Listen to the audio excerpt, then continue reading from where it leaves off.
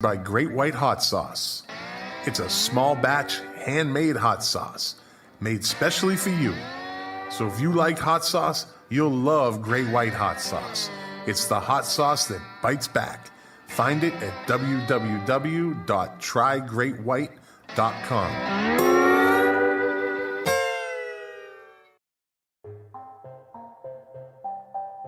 Well, here we are, episode 72. And on this episode, we're going to be interviewing an up-and-coming Boston band called The Pointe. See what they're up to. And we're going to talk about best driving songs. That should be good. Oh, and I'm with Lou Calicchio and Mark Smith from the Music Relish podcast. Looks like they're going to be permanent. We'll see. I think they are. Enjoy. 5, 4, 3, 2, 1, 0. All engine running. Liftoff. We have a liftoff.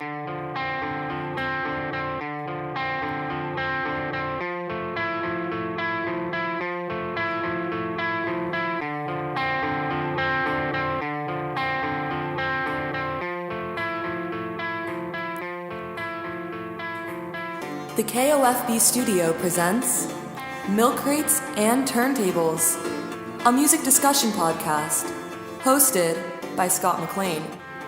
Now, let's talk music. Enjoy the show. Thank you, Amanda, for that wonderful introduction as usual. Welcome to the podcast. You know the name, I'm not going to say it. Well, for those people that don't know, it's Milk Crates and Turntables, like you just heard. We're streaming live right now over YouTube, Facebook, Twitch, Twitter, and DLive. Get it all out there. Get it all out there. So tonight we have an interesting show. I have my first interview. Yeah, we've had people on in the past that just kind of stayed for the whole show. These guys might stay, maybe not. We'll see. But yeah, I'm going to be interviewing an up-and-coming Boston band. I like their sound. Name of the group is The Pointe, so we'll be bringing them on as soon as I get done introducing my co-hosts, Mark Smith and Lou Calicchio from the Music Relish podcast. Hello. What's up, buddy? All right, I'm doing good. How are you? Good. Lou, how's your audio? What's going on? Can you hear me? Nope. It's not happening. Trying to get it fixed before we got on. I can hear you. It sounds like your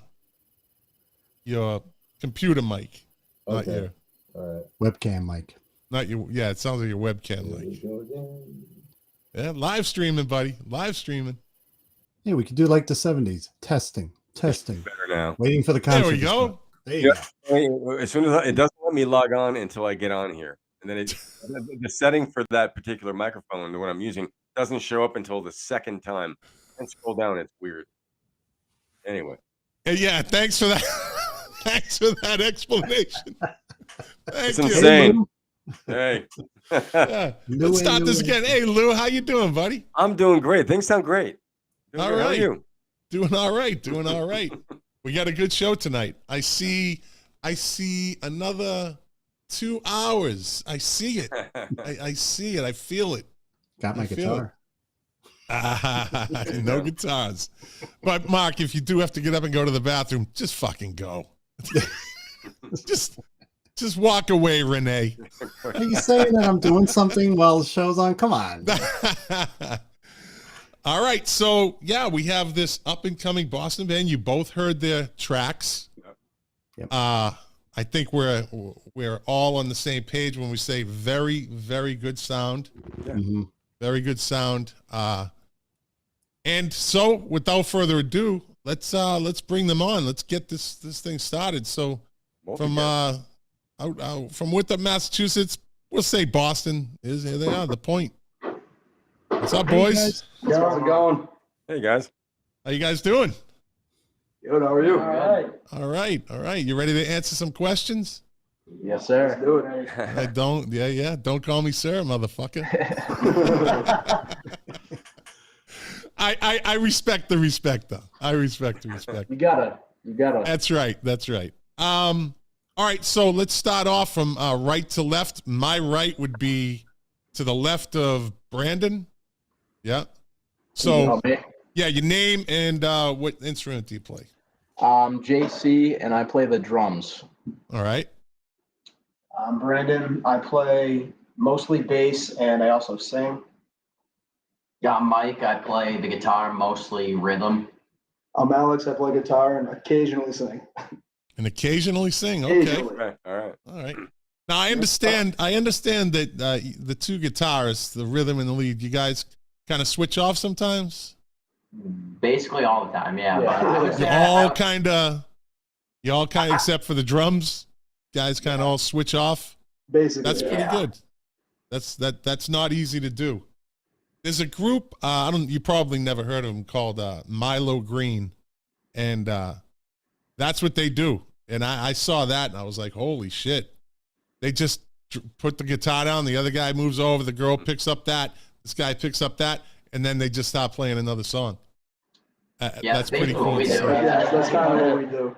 Yeah, that's pretty cool. That's pretty cool. So, who started the band?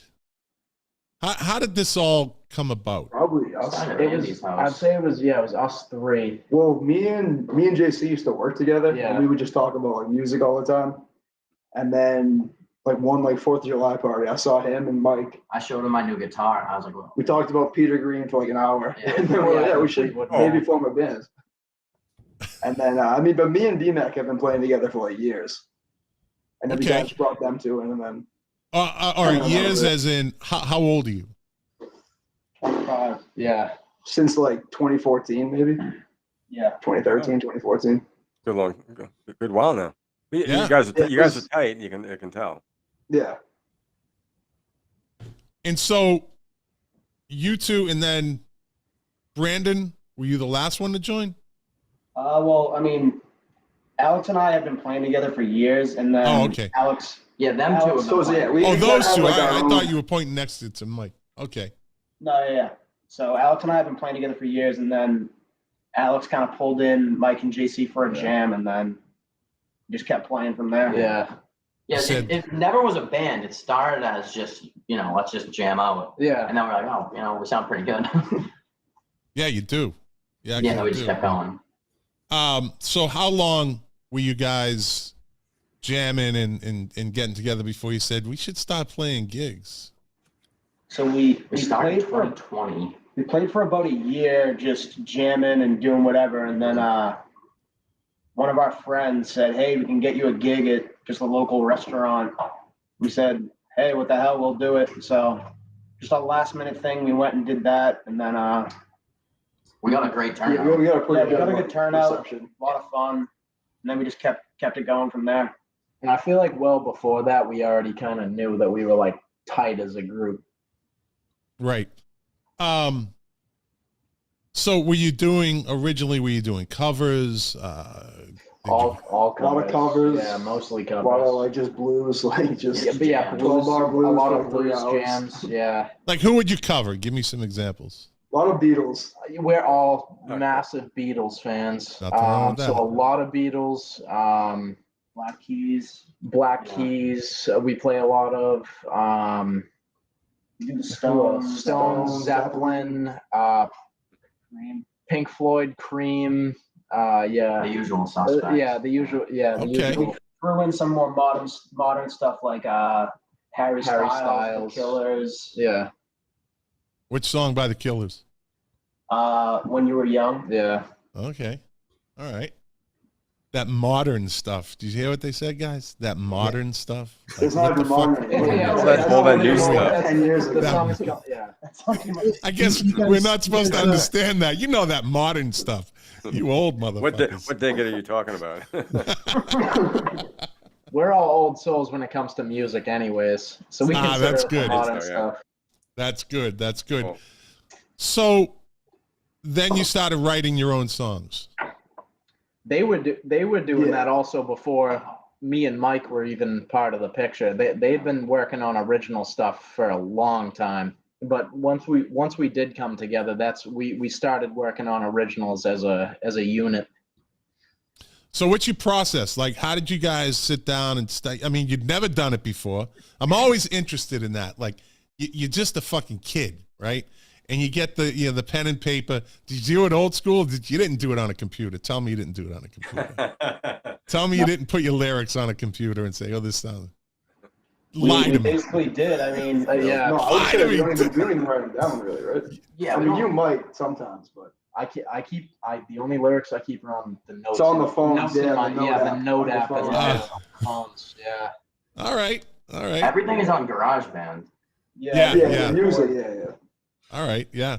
That's how. So you get together, you put your lyrics, you sit down, you start strumming, you figure out the chords, you figure out the tempo, and just start working on it. Then next song, go on to the next song. Do you write a bunch of songs at once? What's your process? Like, how do you? We have a bad habit of just moving on to the next song. Of coming up with a whole song and then getting through about half of like the mixing and the production on it, and then just coming up with a new idea and moving on to that.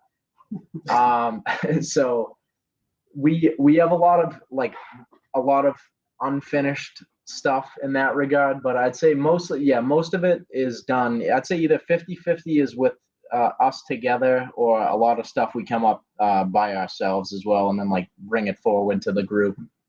Okay. And does anything ever get rejected? No, I'd say some things get like less priority, maybe. That's a good way to put it. Like shut down. We're not gonna say no. It just doesn't get the top Unless someone walks in priority. like Revolution #9, like we're not gonna shut it down. Wait till you guys are rich. That's gonna fucking change. You have your whole life to make your first record, and after that, you have to make each record after that. Oh, come on, don't scare me. The leading up to it's pressure, right? Come on. Yeah, absolutely. Yeah, it's been a long time coming already. So, who was your inspiration? Each one of you. Who's the one you like? This is my guy. I think it's all the Beatles. Oh, mine is 100% Clapton. 100%. I basically try to play just like Clapton. I don't really write the songs like him, but that's my guitar playing style. That's all I do is just try to play Clapton. Nothing wrong with that. Be a carbon copy, honestly. If I was saying a guitarist, I'd say Jimmy Page. It's my number one. Page. I'd probably say just John Lennon. I'm a Beatles fan at heart, but if I had to pick individually, I'd definitely say Paul McCartney. All right. So other than the Beatles, what bands inspire you? Like what band? Like Oasis? Groups like that? Anything like that? We're big Oasis fans, but I wouldn't say that that's my personal inspiration. Yeah. I feel like I kind of became a big fan of them after I already was making songs and stuff. So right, I can't really say them, but I don't know about you guys. I wouldn't say Oasis is a big inspiration, honestly. They're more of just like a forbidden fruit. I feel like that we just caught on to. It's not a bad fruit to catch on to. I'll tell you that. No. So who produces the songs? Me and you. So yeah, it's like a 50-50 split between me and him. And you do it on GarageBand? Yeah, both. Yeah, the GarageBand. Have you ever done anything in studio, or is it just so far you've never had studio time? You just do it. No. Where do you record? Where do you record? Either most of the stuff has either been here at their place, Alex and Brandon's, or my apartment. Usually, sometimes in the early stages, we would do it in his basement. Yeah, my parents' basement. Yeah. How do you record drums with what you do? Do you have like a digital kit, or is it played live? How are the drums done? So the way I know, the way me and him have both done them, just since we don't have the capabilities right now to do live drums, okay. We've done we play them on pads. Okay. All right. I would get what's that? As a drummer, I'm a drummer as well. And I like right off the bat, the 3 songs that Scott sent. I really like them. You guys are good. You guys are really good. You know, like I said, you sound very tight, and it's a nice overall musical structure sound. I like it. I like I like the second song in particular. Just for my personal favorite of the 3. Which one was that? I don't know the name of it. I was getting like almost like a Velvet's REM, almost like a live Buffalo Springfield type of reminiscence in my head. The slower song, right, Lou? Yeah, I couldn't get the title. Sunken Memories. Let me see. The second song that I sent you is let me see. I bet it is. Yeah, it is. It is. This one, Lou? Yeah.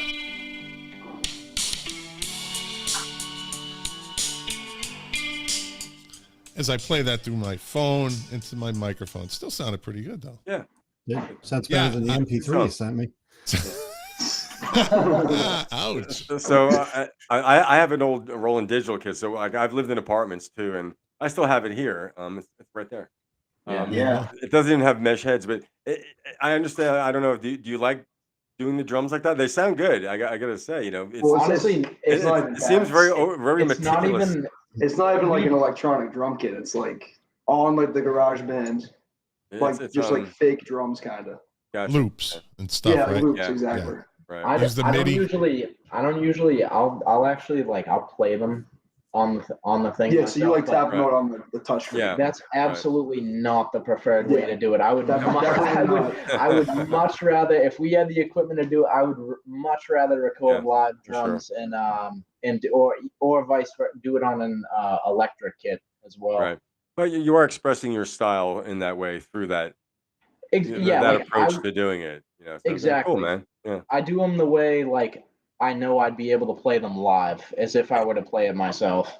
Right. It would drive me fucking nuts to have to do that. I never tried to do that. I'd be interested. I have some of the programs, but I've never had to do that. So I applaud your patience. It would seem like it would take a lot of. It's not the best. It's not the best. But overall, it sounded very good. Thank you. Yeah. I say you should soundproof Brandon's parents' basement. Yeah, get a full kit up and record down. Just soundproof it.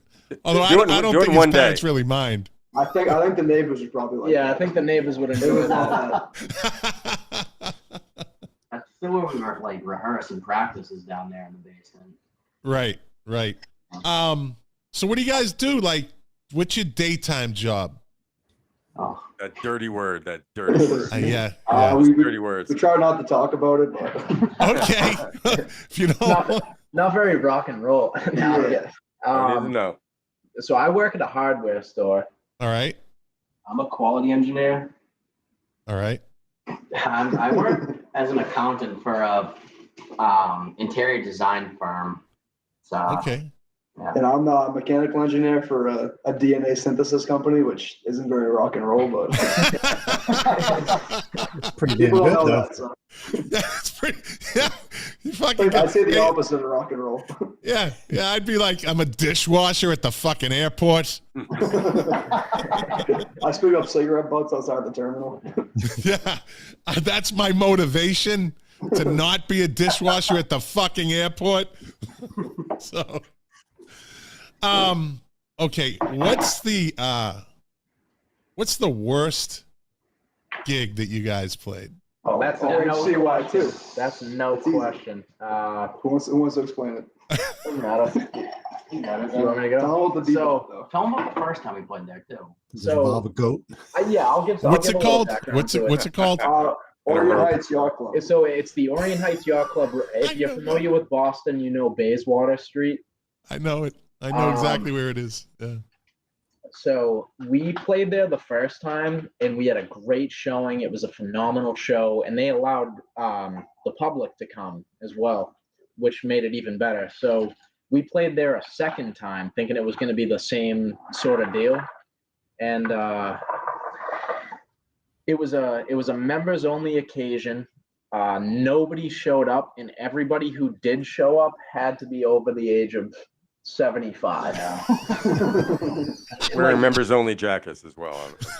They asked us to turn down the amps. We were on not even one volume for the amps, and they turned it down. And we're like, we literally can't turn it down anymore. Alex plugged in his amp, played one riff on the guitar, one note, and we already instantly had 2 complaints about the volume. That's great. A guy came up to us and he said, "Hey kid, like this isn't a bebop crowd. Like you got to turn it down." Bebop. You got a saxophone with you? What he said. Fucking bebop. Let me turned up. Wow. I would say after about 10 songs, I just was like, I'm done with this. I went and got a beer, sat down, and Brandon's father got on the drum kit. I know this is a joke. I'm sure he was happy to be behind the fucking drums. He was the only non-member there. And what did he represent as the manager? I'm their manager. Yeah. So how long did you play? Did you play for 2 hours, an hour? Or? We played for about 2 hours. 2 hours, yeah. We about an hour. After one song, we knew it was going to be a horrible gig, but we still ended up playing 2 hours. Did you just do anything like fucking out of the ordinary? Like, fuck it, let's just try this. I don't even think we played like a full song. We kind of just jammed it out. I think, yeah, we played a lot of like 10, 15-minute jams. paid rehearsal. That's what it was, yeah. Basically. It was a rehearsal. That's awesome. You could have played Sex Farm by Spinal Tap. Yeah. Just... What was the best gig you played? I would say Cantab too. Yeah, probably that or the one we just played. Oh, that was sick too. Yeah, that was probably the most people we ever had. Easily. So we played the Oktoberfest in Winthrop cool. on Sunday, and the crowd was probably like 250, 300 people. Yeah, so it was packed. Nice. That was one of the best ones. And then we also played at the Cantab Lounge in Cambridge. That was good because we played like sandwiched in between 2 bands that like had a big following. Yeah. So we got like all like the residual crowd from them. Cool. Who didn't know us, but they showed up anyway, and like just for the other bands, and then like and they enjoyed it. Yeah. I was going to say, good reception. Good reception. Yeah, Very good reception. Yeah. You know why? Because you fucking guys are good. Thank Absolutely. you. That's fucking why. You play out a lot? Yeah. What's the scene? What is the where you guys usually play? What type of venues? You mentioned restaurants, which when I started playing, early 80s, well, you didn't do that. They wouldn't let you play. I showed up for a gig one time and they said, "Oh, you're gonna play an hour of dinner music," which I didn't know what that meant. But I know I live in Asheville, North Carolina, which is it's a music scene here too. But there's a lot of gigs like that. Lou's gonna start. Lou's gonna start a band called Rage Against the Cafe. Yeah, I'm trouble. I'm in a state of flux down here as far as gigs and stuff. We usually play at this place in Winthrop. It's called Blackstrap. It's a restaurant, but it's more so a bar. Yeah, it's more of a bar scene than a restaurant. Mm-hmm. That's the main place we play. We play there like once a month.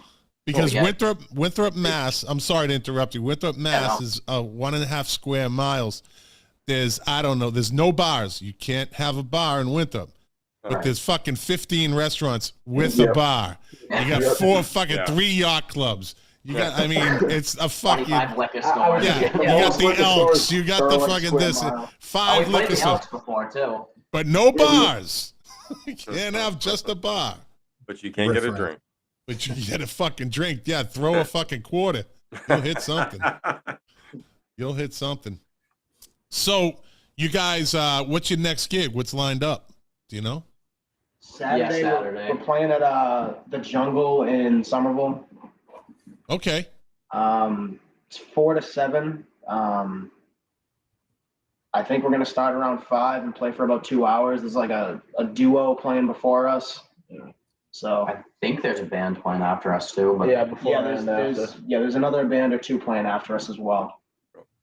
Do you have anything lined up after that? Like, do you have 2 gigs? Do you ever have a time with next we're playing month? At Blackstrap again on October 22nd. We're trying to kind of turn it into like a Halloween type thing. So we're gonna wear the Sgt. Pepper's outfits. Yeah. Nice. Tell people to bring whatever they want. Nice. Are you going accurate to the Beatles? You go with the appropriate color Sgt. Pepper outfits to match their individual instruments. We tried. We're a little bit late on purchasing them, so just take what you get. Yeah. He's supposed to be wearing pink, but they have purple. Yeah. So he's It's close enough. he's Yeah, got close enough. Yeah, they're all like a little bit off. Close Everybody enough. gets the idea. It's like the Market Basket Beatles kind of. Yeah. Have you ever turned down a gig? Like, oh fuck no. I don't think we have. Yeah. All right. Do you scout them out before you go? Do you know, like, do you say I'm going to take a ride over there, or do you just show up at the venue like Yeah. whatever? We just show up. We should have done this for the jungle, but we What's that? we should have done this for the one on Yeah, for the Saturday. next coming one. We're kind of just gonna show up and. I mean, they send you the information on like, all right, what you have to bring, all that kind of stuff, how many people it fits, and then you can look up pictures online. So it's not like we're completely in the dark on it, but we didn't. That's go there. true. Yeah, everything's on fucking line now. You guys got it easy. Yeah. You guys got it That is- easy. It's true. It's true. It was a Look at my butt. jungle out there back in the day. I watched rock clubs become dance clubs. You're like, Yeah. Now what? Yeah. now what? It all Yeah. comes around. It all comes around. Can I just interject real quick? Absolutely, You Mark, guys, yeah. I got the 3 songs. The song, is it called Let It Go Now? Yeah. Is that the name? Yeah, Now, Brandon, Go. you're singing that song? yeah. Great vocals. I mean, I didn't get the best quality MP3, sorry, but your vocals came out. That song to me, that hit me. I was like, that's a great tune. I could hear that on the radio. And you Cowboy. got mature Definitely. songwriting, really mature Yeah. songwriting. When you play live, I mean, how many do you do? A lot of originals, or do you still at that point where you have to do a lot of covers? 80-20 maybe. Yeah, I wouldn't say that Probably like much. 70, Really? 30. 70, Six- I'd say Yeah, 70, 70-30. 30% being originals. Yeah, Yeah. it's tough because the promoters, they want you to be doing covers. People buy. Right. Well, it's also Brings- not even that. We don't even learn them. Like we record them, but we don't learn them like to play live. Yeah. And then also I'd say we put a lot of more instruments into the recordings than we can actually play live. Yeah. For some of it would them. have to be For kind of like sure. stripped down, and then we have to figure it out. Yeah. That song we can actually play live, but we We're not confident. we enough haven't to play it's live, not- we haven't yeah. gotten it We haven't fully practiced down enough. yet. Practicing it. It was a very well produced song. I mean, it sounded like you had a producer in the studio. The arrangement was good.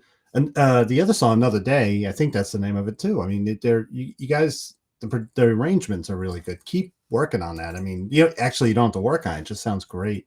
But is there a way I can hear these? Like, do you have a website where I could listen to these, or? Not yet, because they still are basically demos. Okay. And we're working on like the final mixing, the mastering, and we are trying to put out a full length project as soon as possible. Can't wait to hear it. Thank you. What site are you going to be uploading it on? You going to anything in particular? So we use like a third party distributor because obviously we're not signed to a label, and they put it on just about everything. They put it on YouTube, Spotify, Apple Music, Amazon Music, Pandora, anything really streaming service you could name. Yeah, and then you get like full royalties and all that kind of stuff, I think. Yeah. All right. You know what? I went on Spotify and I searched The Pointe, and your Point with an E at the end, right? Yeah. So I got a result for The Point, but it definitely wasn't you. Because when I played it, I went, "Whoa, that's not them." But check that out. All right. Yeah. It's when you go into the streaming services and you type it, it's not always gonna. You have to kind of search because there's thousands and thousands and thousands of songs. Basically, out there. anyone can upload with any name, anything, and just put it Yeah. out there. Yeah, we could upload with the Beatles and then have. Yeah. I think every time you type in The Pointe on any streaming service, I feel like you'll get about 25 results of the Pointer Sisters first. Yeah. There's also a bar in Boston, Those are our right? The girlfriends. Point. I love your Where is- version of Pink Cadillac, where by is the way, it? guys. Yeah. And where did you get the name The Point? Where did that come from? It's all about the region of town that we grew up in. So obviously, I know Scott knows it's like a 1.5 square mile town, and the part of town is called Point Shirley, and that's all where all 4 of us grew up in. It's maybe a 1/4 mile. Yeah. probably a quarter mile worth of space, and all four of us grew up right in the same vicinity. And you put the E on the end to add some. That might actually be in like the Pointe, right? Pointe. So yeah, I've seen older things where it says Pointe Shirley with an E at the end, but I didn't realize that. We kind of just threw the E at the end as for the English spelling, just to add some flair to it. Yeah, some flair. The first name we had was the Flavors. With the U. Yeah, with the British spelling. The British spelling. People didn't love that. Yeah. What was the first name? The Flavors. The Flavors. Yeah. Okay. I like people the didn't Pointe really better. love that one. Yeah. Yeah, I like the Pointe. Absolutely. So let me ask you this. What's the final destination? What is it? Where do you guys it sounds like an easy question, but where do you want to be? Where do you want to take this? I mean, I guess to give a realistic, I mean, anything's possible, I guess, but just playing out in Boston like once a weekend, or even traveling around the area to, like, say we play a gig in like somewhere in New York City or something, and even if it's a crowd of just like 100 people, like, I don't know, that'd be pretty crazy. If you come down to New York, you gotta let me know. I'm 30 miles from New York. Please let me know. Yeah, and we're still gonna be trying to push ourselves more to see what we really are capable of in terms of our reach as we grow.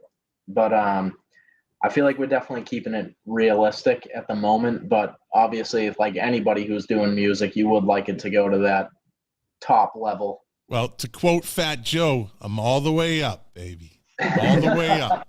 That's where you want to be. That's all right. the way up. You guys keep plugging away, man. You'll get something. You'll hit. I think you will. I mean, this shit sounds good. Yeah, it's a demo, and it sounds to me produced and arranged. So yeah. Imagine if they got in a real studio. Yeah. They got I a like real some of the studio? mixing things you guys do, like you mix the guitars, some of the stereo channeling and things like that. And maybe you don't need anyone's advice, but to get behind a real drum kit, I think, or to get, if you can get into a studio, I mean, maybe I'm sure you can, or at some point. Have you looked at studio time? Yeah. We thought about it once. Studio time's expensive. We never actually followed up on it, but You definitely do it. we'd like to. That's the story of this band: is we look at things and then never actually. We're so good on follow paper. them. We just, On paper, we got it all figured out exactly. In terms of recording, though, I feel like definitely the next move is to get some live drums in there to give it some real feel. And even to mic the amps, we don't even mic the amps. We just plug our It's all direct, quarter inch direct. into like a USB into a laptop, and that's it. Look, given that though, and this is from my perspective, I'm an older person, but it sounds incredible. Given that, it's amazing that you don't really need, in a sense, to have a full live amplifier, a full live drum kit, in order to make a really good sounding collection of songs. But it does seem like obviously the thing, if you can. I was gonna say, well, That's the guy. There's a guy out right now, Steve Lacy, who has the #1 song on charts right now, Billboard charts, and he makes all his music from his phone on GarageBand. Right. Wow. I think I read about him. I think same thing. It's pretty rough. It's raw sounding, but not completely. But it's interesting. I feel like, but it is a point though. You don't necessarily have to. Make that thing to do it.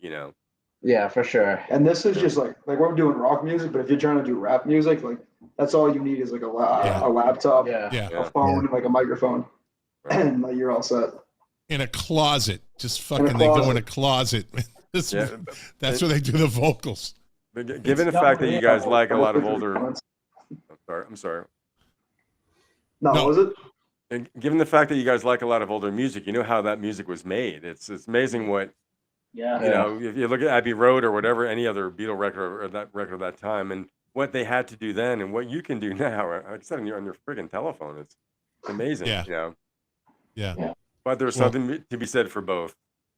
I suggest you guys are good enough to start following through. You're good enough. See where it takes you. Yeah. Yeah, I think we're finally starting to come to that realization. Well, this is the point. I'm fucking telling you, you're at that point. You're that good. Yeah. Do it. Thank you. Yeah. Go on. I'm sorry to interrupt. I don't usually interrupt, but go ahead.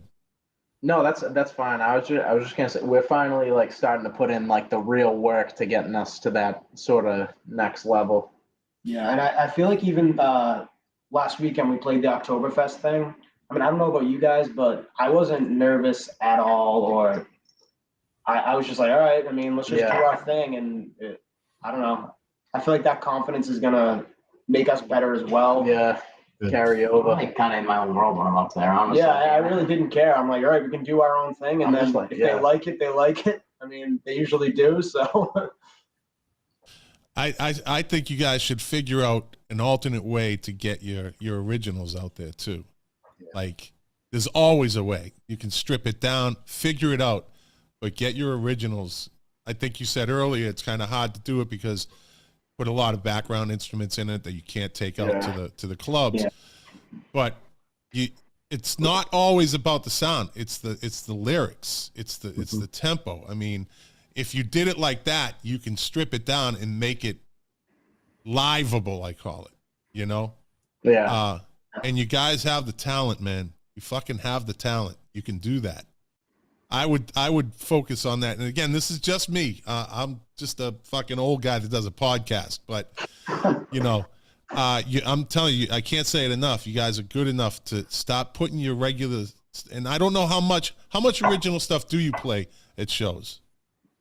It's probably like 6 or 7 songs right now. Yeah, right. 6 or that's probably six songs out of 20. Maybe. Yeah, realistically, we could probably, if we practice, play about 15. Easy, yeah. 15 at least. That's a good number to hit. Yeah.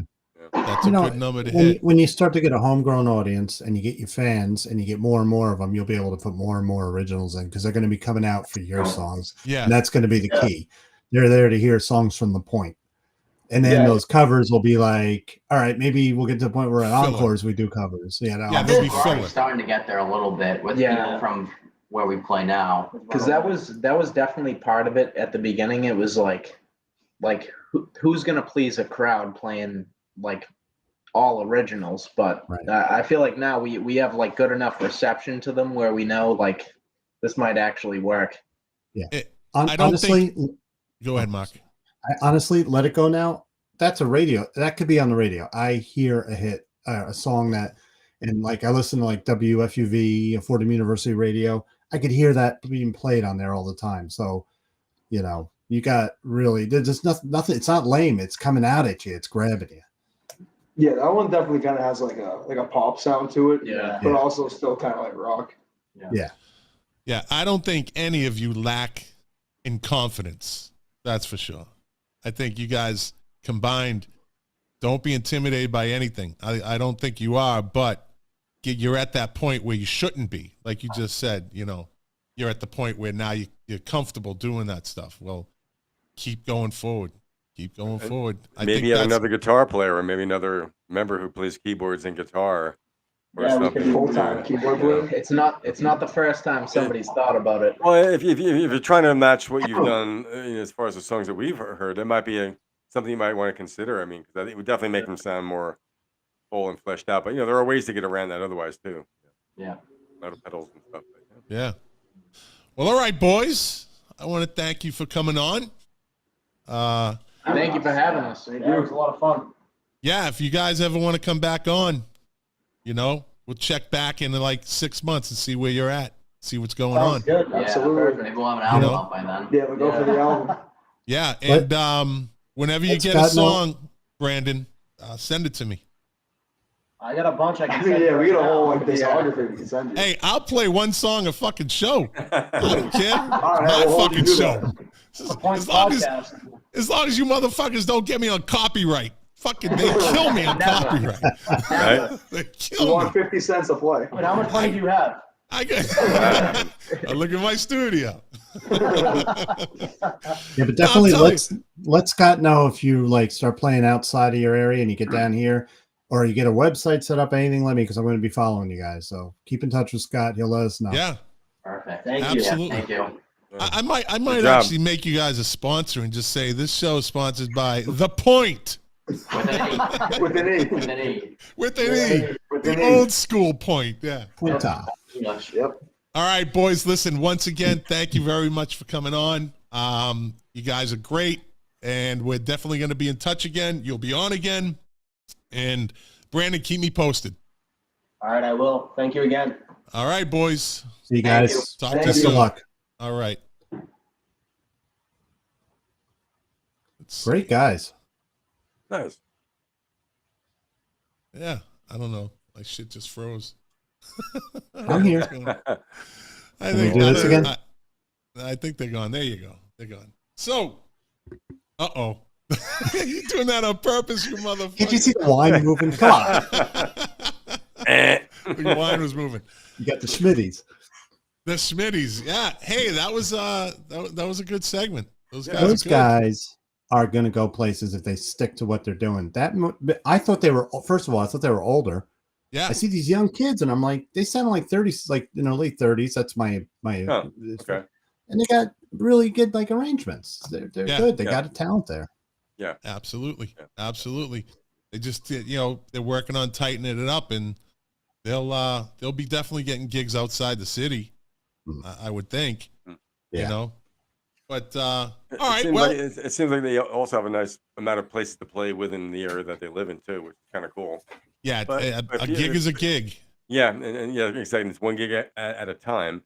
If you want to, if they want to expand, they certainly could. If they want to go further, I agree with Mark. They could. Good stuff. Yeah, absolutely. That was cool, man. It was fun. All right. The Pointe. So moving on. This segment is brought to you by The Pointe from Boston, Massachusetts. Find them on any streaming service. The Pointe with an E. Moving on to Get the Point. Best driving songs, favorite driving songs. I can't say best anymore because Jack used to get all huffy. Well, who's to say what's the best? We all know that thing. So, favorite driving songs. And as a matter of fact, I talked to Jack today, and I'll start off. I think I have 10. You guys get 10? You get 15, 10? I got like 20. I got about 35. I think we're gonna keep it. We'll keep it at 10 each because we'll start hitting the 3-hour mark if we go into all that. I would have numbered them had I known. I'll take them though. Well, And I got them on scratch pads for my hospital there you go. gig, And see, I'm like The Pointe. I have mine on my fucking tablet. This is a smart one. Oh, your tablet. Oh, Scott. Oh, I'm sorry. It's my iPad. I'm sorry. Excuse me. I faux pod. Yeah, I talked to Jack today. How's he doing? He's doing good. He's still a very busy boy. And we kind of had a discussion, and he's definitely he'll be back. It's just I want him to. So I sent him. We were talking, and he's like, "Yeah, how about he said like next week or 2 weeks." I said, "Listen, man," because like he's flying to Nashville, then he's going to this place. He's going. I said, "Listen, you don't have to. I want you to just kind of like get this all like. I don't want to have to squeeze this in." But I said it in the way like I said, you just when you have the full time to put it. And so this is the text I got from him. Like, I don't know. We started talking. Let me see. Where did it go? I know he sent me this. He said, I told him, I said, I want you to take a break, like, because he's busy, right? And he sends me, in quotes, "I think I'm going to let you take a break." Then he says, "Worst firing in history." All good, man. I told him that's not true. That's not true. Doesn't sound like that. As a listener, I want Jack back. I love it. Worst firing in history. Wow, in history. I think I've had a few worse firings in history. No, I love Jack. He's I just want him to really. He is busy. You have no idea this fucking guy's schedule. It's very busy schedule. And how he does it, I told him, I said, you need to take care of yourself, buddy. He goes, I'm at the gym and every morning at like 4:30, 5 o'clock. I said, it's not the gym, it's your fucking mental health, man. Yeah. Back and like forth, burnout, and he's well aware of it. He's well aware of it. But I want to make sure my buddy's okay. But be well, Jack. He sent me 5. His 5 are, and I think our lists are probably, and I hate this fucking word, diverse. I hate that word. Yes. Give me another word other than that. Fill in the blank. All our lists are very inclusive. No. How about eclectic? Eclectic. Eclectic's great. We have I'm pretty sure we all have eclectic lists. So I would say. Jack sent me 5. One of them, the first one is Take This Job and Shove It. Johnny Paycheck. Yeah. Good one. Yeah. Driving songs, right? Yeah. Well, what did I miss on that one? What's that about driving? I don't know. Maybe it's, hey, listen, we all have our thing, man. Oh, that's a great driving song. It doesn't have to be related to driving. It's something that sounds good while you're driving. Yeah, while you're driving. That's kind of where we're at, But, usually songs about cars are those kind of songs anyways. Number 2, and I haven't heard this song. I had to actually go listen to it again. I Surrender by Rainbow. Oh, yes. I haven't fucking heard that song in a long time, man. Richie's the altar I worship at. Yep. I Surrender. Number 3 was I Love You, I Hate You. And I don't know who sings that. He didn't tell me who sings that. I looked it up. There's a couple different versions. One by Nash, Gnash. It might be that. I don't know. Then another one with some girl singing. I don't know. Number 4 is You're No Good by Linda Ronstadt. Huh. Interesting driving songs, right? No. Yeah. And his 5th one was Hurt. Either way you look at it, 9 Inch Nails of Johnny Cash. It's still a great fucking song. Yeah. So I thought that was pretty interesting. That's an eclectic list, that's for sure. That's very eclectic. Yeah. So what we'll do is we'll just do 10 each. Okay. We'll start off with our number 10s, and then we'll just kind of do kind of a round robin thing. And 10 and up. We'll talk about them as we go. So I'll lead off with Mark. Give me and these aren't necessarily in any order either. Although my top 3, I think, are my top 3. But the rest is. I don't think you're going to know all mine, so you might want to jot them down and listen. Yeah. And I tended to, even though I listen to a shitload of different kinds of music, I was thinking songs that when you get in that car and you speed up and you're on the highway, that's the stuff that gets you going. So I'm going to start mine with a song called Elevate from the Winery Dogs. Wow. And if you haven't heard the Winery Dogs, it's just good old rock and roll. It's Mike Portnoy from Dream Theater, Billy Sheehan, who was in David Lee Roth Band, I think, and Richie Kotzen on vocals and guitar. Trio, great rock trio. Wasn't Billy Sheehan in Talon? Yeah, Talus. Talus, okay. Yeah. But that song, you motherfuckers, you don't waste any time, you two. You don't. When that song comes out, a strike like that, jump right into the fucking deep dives. Lou's like, wasn't that in that band? Fucking go shit yourself. Wasn't he in that band? 1973, man. Come on. Yeah. And then Mark's like, yeah, he was. I don't know. He was like one of the first bass shredders. Right? Okay. Yeah, he was in. If you saw those old David Lee Roth videos from his first solo album, Billy Sheehan was on bass. He was that guy with the red hair. But just a good. They made it basic. These guys are all like really virtuosos, but they just had a basic rock band. If you listen to that, it's phenomenal to drive to. And it's called called Elevate by the Winery Dogs from their first album. Winery Dogs. Okay. Whole album is great. All right. Winery Dogs. Elevate. I'll write that down. Lou? I'm going to go with some. I got some favorites. My all-time favorite is Highway Star by Deep Purple. Yes. I have that. Yep.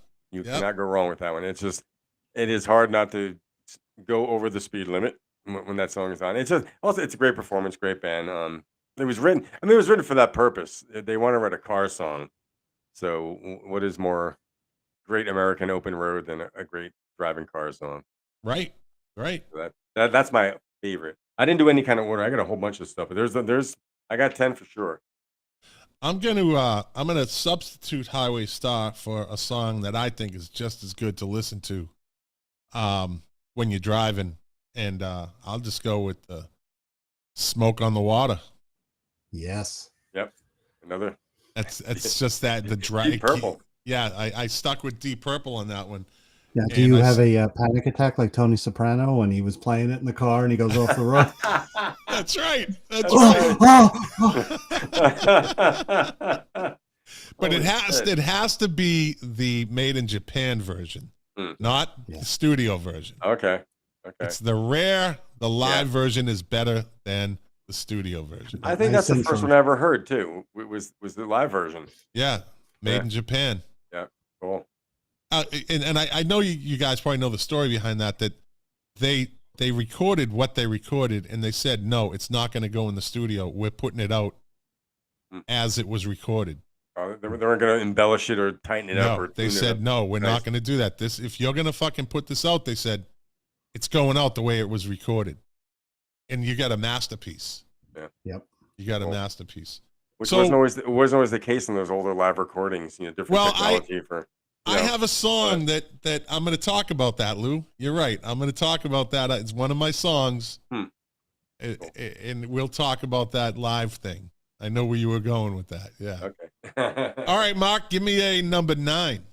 Lou's going to kill me because he's heard enough about this band, but I'm going to go with As I Said Before by Zebra. Lou just shook his head. Mark, I thought you were going to go somewhere else. I was like, okay. But no, it's Zebra. I enjoyed it. But that song is great. It's not on that. It's on the first record or no? First record. It's the song that goes. It's before Who's Behind the Door. It kind of segues into Who's Behind. It's a great little 2.5 minute hard rock song that just Jack Douglas produced. That's so good. When you play it in your car, the bass is there, the drums are there, and it's just tight and it's great. And you wish it would go longer. Great song. And that's one of the best debut albums in rock history. And don't tell me no, because I'll fight you on it. I've seen Zebra probably 50 times. So, and you don't come across as a violent man, Mark. No. But if he says I'll fight you, then he's fucking serious. I have a friend that wants to kick his ass, by the way, and it's not Barry. Well, I'm Northern Irish, we just kind of like settle in. I don't know. I'm Irish. I'm kind of a little violent sometimes. Or I used to be. I still can be. I got some Irish in me too. There you go. All right, Lou, give me Box a your own 9. shadow. Number 9, Red Barchetta by Rush. Ooh, it's about a friggin' car. It's another fast pace. So when he breaks into the guitar solo, and that's just you're off. And it's just that song is about the thrill of the chase. It's about doing that, speeding. I think we talked about. Didn't we talk about that? I think so. Some shows back. We were talking about Rush songs, and I said "Little Red Barchetta." Yeah, it's one of my favorite songs. In the beginning, there's a drum pattern he does on the cymbal and the hi-hat. I've adapted that to playing other, like some of this stuff I do around Nashville. I'm like, I'm going to do Red Barchetta right there, see if it fits. It's real subtle. It's just on cymbals, but that's how good that guy was. And I'm surprised I haven't broken my steering wheel to that song because you're doing all the drums. Drum solos, yeah. I'm going to go with number 9, and it's a classic, driving song. Radar Love, Golden Earring. Yep. How could you not fucking get in a groove with that when you're driving? The way it starts off, and that's just like a great it's like almost a perfect driving song. And I'm shifting gears. Yeah. Right? Yep. It's like it's a great contrivance. So, they're going to write a song about driving. Deep Purple did. They want to write a song about a car, but they do it so well. Yeah. It's like, let's write a song about roses or something. You know what I mean? You can throw a lot of shit, but this is amazing. Those two songs are just like, but the vibe that they captured, you said that groove, man. It's just, exactly. It goes up and then it comes down, then it goes up. It's an interesting band. They had 2 big hits. Both their hits were long songs. Yeah. Bullet Hits the Bone. Bullet Hits the Bone. Oh, that's 2 probably over decades 5 too. minutes. What, they had a number one in the 70s and number one in the 80s. Yeah, awesome. And you know what? Just like with, as I said before from Zebra, it's a mix made for the car. The bass is prominent. You're feeling the drums. If you turn it up, you're feeling it in your chest. That's what makes it a good driving song. Yeah. All right. Give me a number 8 song, Mark. I'm going to get all proggy on you. Oh, I'm going to go with Fanfare for the Common Man from Emerson, Lake and Palmer, which, if you don't know it, that was WABC's sports theme back in the 70s. Oh, yeah. Yeah. The Wide World of Sports. Yeah. Right? But, they use the LP on that? Yeah, that's their version, but it's really an 8-minute song. It goes and goes and goes, and Keith Emerson's just trashing his Yamaha. So that's a great one. And what's the name of it again? Fanfare for the Common Man, Emerson, Lake and Palmer. There's 2 versions. There's a single version, which is 2.5 minutes. Psh, don't even listen to that. Got to listen to the 8-minute version where Keith just goes off. He's got this brand new Yamaha keyboard that was out in 77, and he's doing these guttural, sick sounds on the keyboards. I mean, they just sound. And Carl Palmer for 8.5 minutes is just keeping that beat with his little shuffle. Yeah. The Bernard Purdy shuffle. No, it's not. But yeah, great stuff. The Wide World of Sports song. The agony of defeat with the skier going off the slope. Yeah. That's right. The thrill of victory. That's right. All right, Lou. All right. Let's see. Oh. Driver's seat, sniffing the tears. Sniffing the tears. Fuck, is that did on I yours? not get that one? Driver's seat, yeah. Oh, I fucking love that song, I love man. that song. That is such a great fucking song. It is. That was I think it's 1979 again. That was like that. Yeah. And other man, remember Hey St. Peter? Hey St. Peter. I think so. The bell.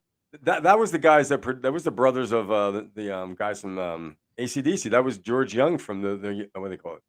The Easy Beats. They were the guys that produced the brothers records. But there's these like one hit wonders. But yeah, Driver's Seat. Great song, man. Great song. Great single. Song. Yeah. Cool.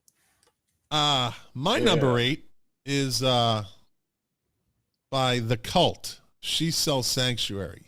Nice. That just boom starts off with that little. Driving, like if you're on the highway, it just gets you. It's one of those that gets you fucking bumping. You know. Yeah. So. A great beat. Yeah.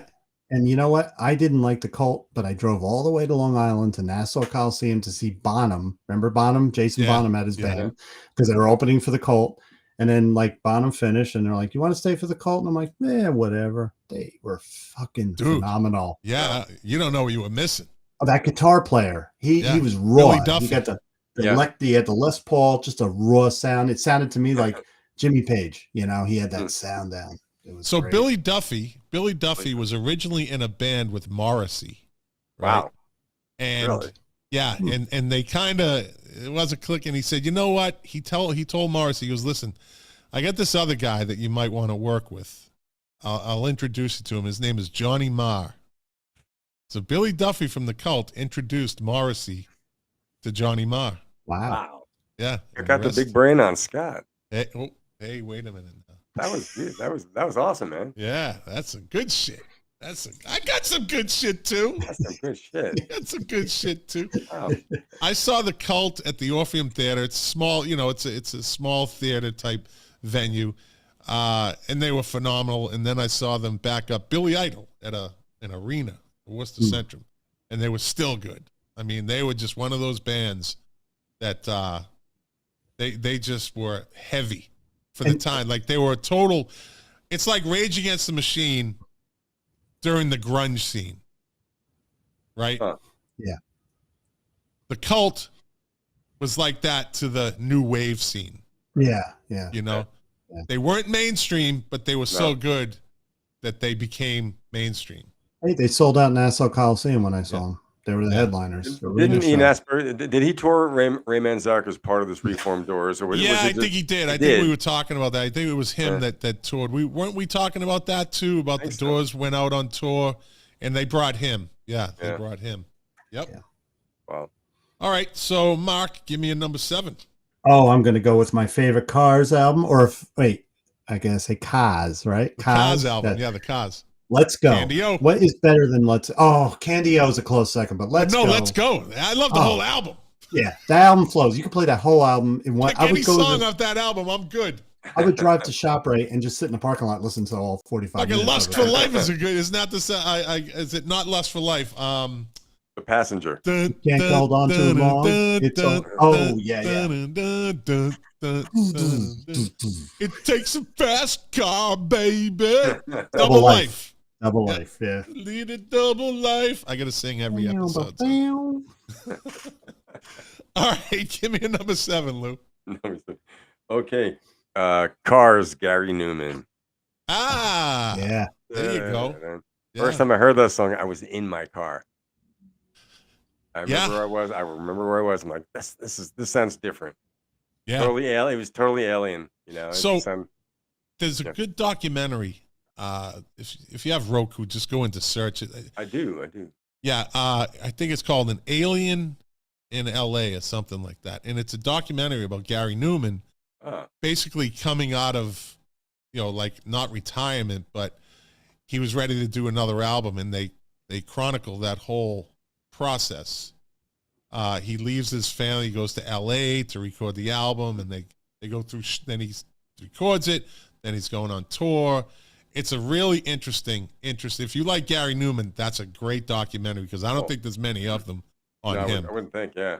But he's a very interesting guy. Very, very fucking talented too. Yeah, yes, definitely. He's kind of like, I don't like to put him in this category, but he's kind of like not a second rate, but he's kind of like a lesser version of Bowie.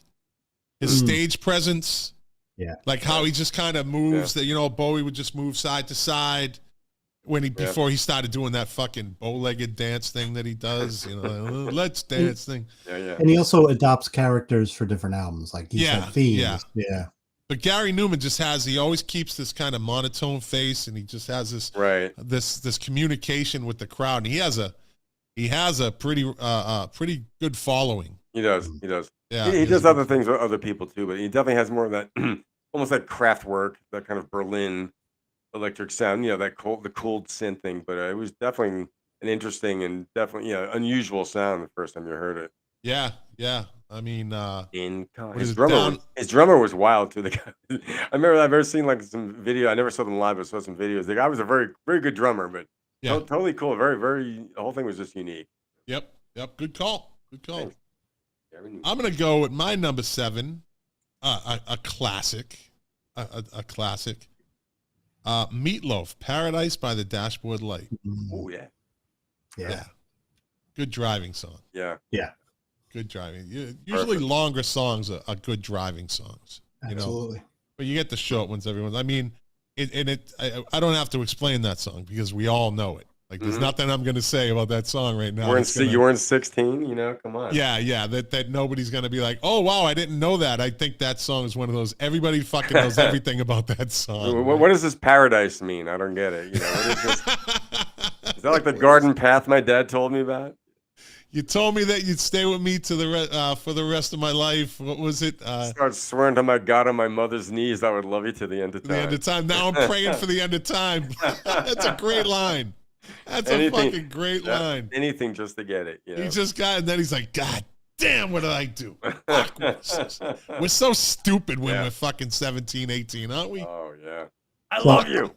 So I was 8 years old when that came out, and my sister's husband had a big old car, a huge car with an 8-track, and he was playing that, and I'm like, oh, this is cool. It's a song about baseball. Phil Rizzuto's on it, Yeah. About baseball, yeah. I didn't know. All right, Mark, give me a number 6. From one of my other favorite bands who I just saw a few weeks ago at Radio City Music Hall, Porcupine Tree with Blackest Eyes. And if you haven't heard it, Scott, check it out.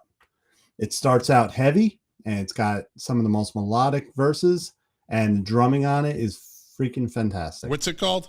Blackest Eyes by Porcupine Tree, and it's on the album In Absentia, which that album is one of my favorites of all time. All right. And I plunked down $100 for a signed lithograph of that album cover at the Porcupine Tree show. So I am a hopeless fan. I'm just a hopeless idiot fan. And it's a good driving song, yeah. Oh yeah, yeah. Okay. It comes out really heavy because they were lumped in that time in the early '90s. They started out as more electronic. They said, "Oh, we're gonna lump you in with the metal." So Steve Wilson, God bless him, he learned how to. All right, I'll write a metal riff, but the verses are going to be melodic, and it's great. That's what's really when you listen to the thing, you realize you're listening to some really beautiful melodies, but those riffs in the middle, you know. So yeah, check it out. But it's a great driving song. Sounds good. Lou, number 6. Number 6, Hot Rod Lincoln by Commander Cody and his Lost Planet Airmen. Great. That's a good one. Yeah. This is weird. In the town, I live in the town of Westwood, New Jersey. Mark, you're from Hillsdale, next town over. Do you remember the Goldfinch Pub on Broadway? Yes. It was on Broadway's where the guitarist got electrocuted at some gig. Some guy got zapped, standing in a puddle playing a gig at this little bar. Yeah. I was riding a bike 5 years old when that pub was open. Passing. I bet. But anyway, so one day I'm driving. It was a Goldfinch Pub. Some English dude owned it. One day I'm driving by and it says, Friday night, Commander Cody and his Lost Planet Airmen. I'm like, what the fuck? I mean, of all places, I mean, this is nowhere for them to be playing, even as old as they were. He apparently, the owner, is this English dude. He was friends with Commander Cody or one of the airmen. And they got this one-off gig. You couldn't get in. It was once that was that there was no way you could get into that gig. Wow, I wanted didn't to know do that. it. Wow. Yeah, but I was like, fuck, they were playing right down the street from my house, man. But Commander Cody, yeah, but great driving song. It's that's an old classic. I don't know who played on that shit. That's a great guitar. Yeah. Guitar Every once in a while, I remember on Napster, they had that listed under Johnny Cash. Like you'd see Hot Rod Lincoln and Johnny Cash. Like, why not? Yeah, they're like, it has to be Johnny Cash. Why not? Yeah, it had twangy guitar. Well, maybe that's what we knew about country music or like country and western music at that point, before. Yeah. But still, like, Johnny Cash, all right. But no, that was old hippie music, kind of. Yeah. I'm going to go with my number 6. I'm going outside the rock box. I'm going with Jay-Z, 99 Problems. Huh. Yeah. I 99 problems, but a bitch ain't one. Hit me. That is a good driving song. It works when you're driving? It's heavy. Yeah, it's not your typical rap song. It's got some heavy guitar in there. Some heavy drums. Rick Rubin produced it. So, but yeah, if you've never heard it, 99 Problems by Jay-Z, you'll fucking like it. You'll like it. So that's my number 6. Mark, give me a number 5. I'm going to ride your coattails stylistically. And one of these rap songs that I always told you that I like because I was a hard rock fan. Mama Said Knock You Out. There's nothing better than that. Driving through suburban Hillsdale, New Jersey. that song from the minute it came out, I was like, this is great. Your neighbors were saying things about you. They said things about me when I was born, Lou. He's got horns. I almost picked Jingling Baby. Cool J. I'm Jingling Baby. That's a good song. But yeah, that's a better driving song. Or Car Drives By with the booming system. Car Drives By. Yeah. Yeah. All right. Mark, give me the number 5. You just gave me the 5. Okay, yeah. Lou, give me 5. All right. I'm going to say Born to Be Wild by Steppenwolf. Here you go. Old classic, but yeah, definitely. It's a pedal to the metal. Absolutely. Yep. Heavy metal thunder. So is that the origin of the term heavy metal? That's what they say. That's what they say, right? You'd have to ask Dave Davies because he apparently invented heavy metal guitar, right? Isn't that the other contentious point? Or is that Jimmy Page? Come on. Yeah, apparently that's Dave Davies doing all that shit. But heavy metal. He created heavy metal. Thunder. Dre Davies. Dave Davies says he invented rock and roll guitar. Not rock and roll guitar. It's been said. I don't know exactly who made a quote, if it was a quote, but I think it was like You Really Got Me in those type of early Who's King singles. That was the precursor to heavy metal guitar because they shredded the speaker cone type of thing to get that distorted sound.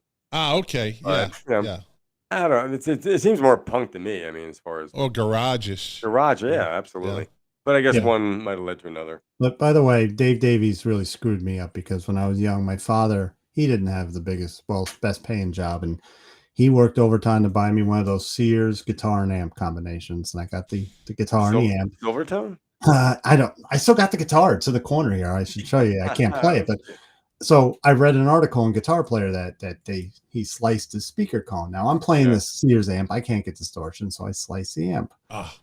My father walked in the room, and it wasn't fear. That was the first time I didn't feel fear for my dad. I felt bad. Like he looked at it and he goes, "I worked overtime to buy you that amp." He guilted you. It's almost as bad as knocking over a statue of the Virgin Mary. But anyway, but to give my father credit, he went to Radio Shack. Remember that store? And he bought a new speaker cone, put it in. I says, "All right, I'm getting a pedal for the distortion." There you go. It's a lot cheaper. Yeah. He's like, Dad, I just want to sound like Dave Davies, you know? That's what I said. He said, "Who?" You know, those guitar and speaker combinations, Mark, they're kind of valuable in a lot of ways. I have a Silvertone amp.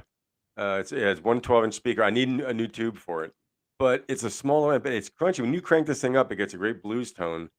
Stick a mic in front of it, but those guitar and the guitar case. You said it was a guitar case with the amp, right? It was a guitar with the amp. The guitar came in a paper box, and I used that as my guitar case. I was like 10 years old, you know. When I thought you said the amplifier came in the guitar case. Sort of oh no! It was a separate amp. It was an amp and guitar combo. Okay. Yeah. Right. Anyway, but do you still have the amp or no? Yeah, it's in storage somewhere. I don't throw. Okay. I'm a hoarder when it comes to music. I see that. I don't throw shit out. It might be worth something. I'll pull the guitar up before the end of the show. There you go. Where are we at? We're at You're up. I'm up at number 5, right? Yeah.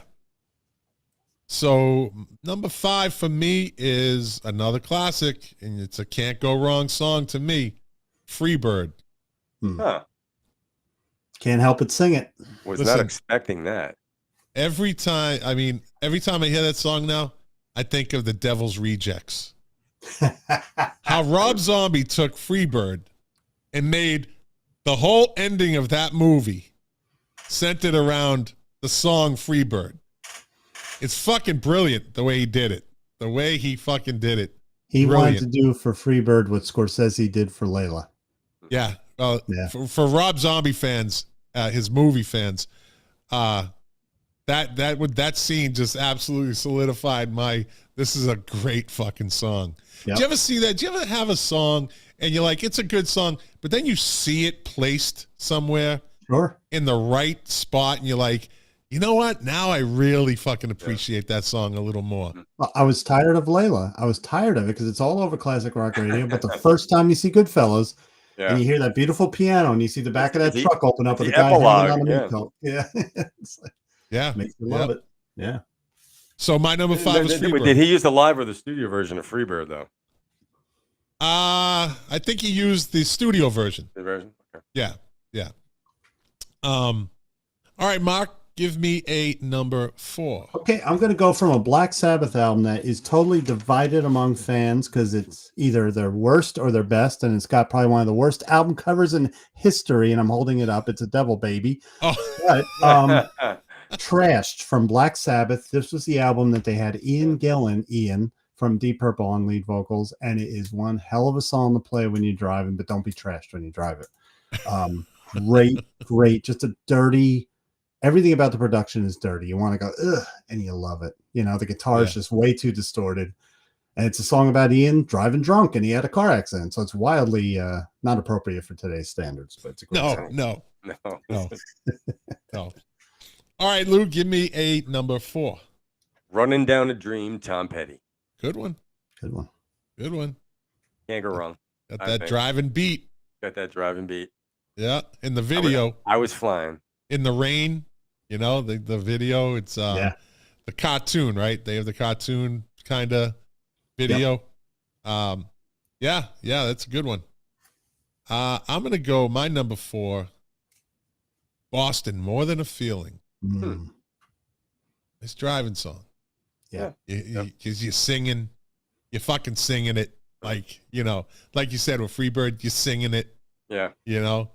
And I think that's part of what makes a good driving song. A good driving song is you're singing it and you're feeling it while you're driving. Some of these songs make you drive faster. You know, some of them make you it can make a long ride. You got the right playlist, it can make a long ride easy. It doesn't have to be fast. It can doesn't chill have you out. to be a fast song. Yeah. There's some classical music will chill me out. Yeah. when I need it.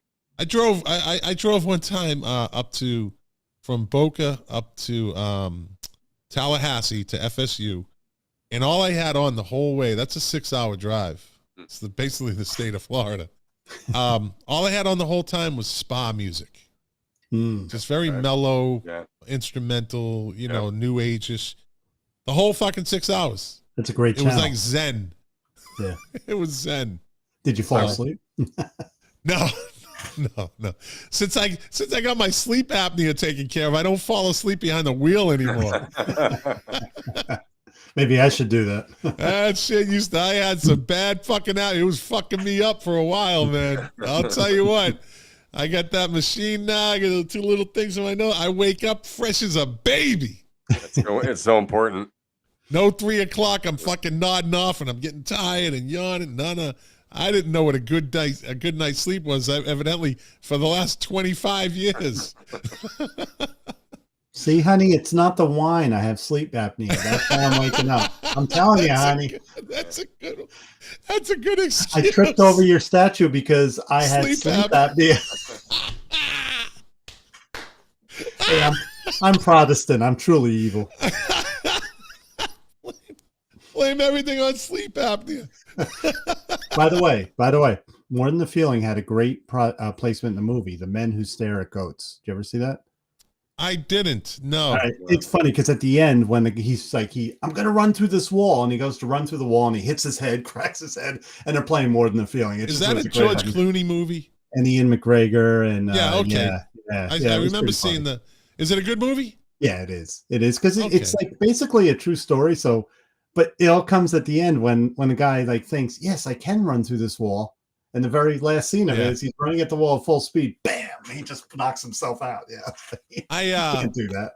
I don't like his politics, but I like George Clooney as an actor. He'll take any role. He'll do anything. That's. But he does. I don't think I saw a movie that he was in that I didn't like. The fourth Batman movie. Oh yeah. Well, I looked at that. As it's a cartoon. It's a cartoon. It's a comic book movie, right? Yeah, so I didn't really take that serious. But with George Clooney, you can go from dusk till dawn, till Oh Brother, Where Art Thou? Yeah. I mean, that's a big spectrum right there.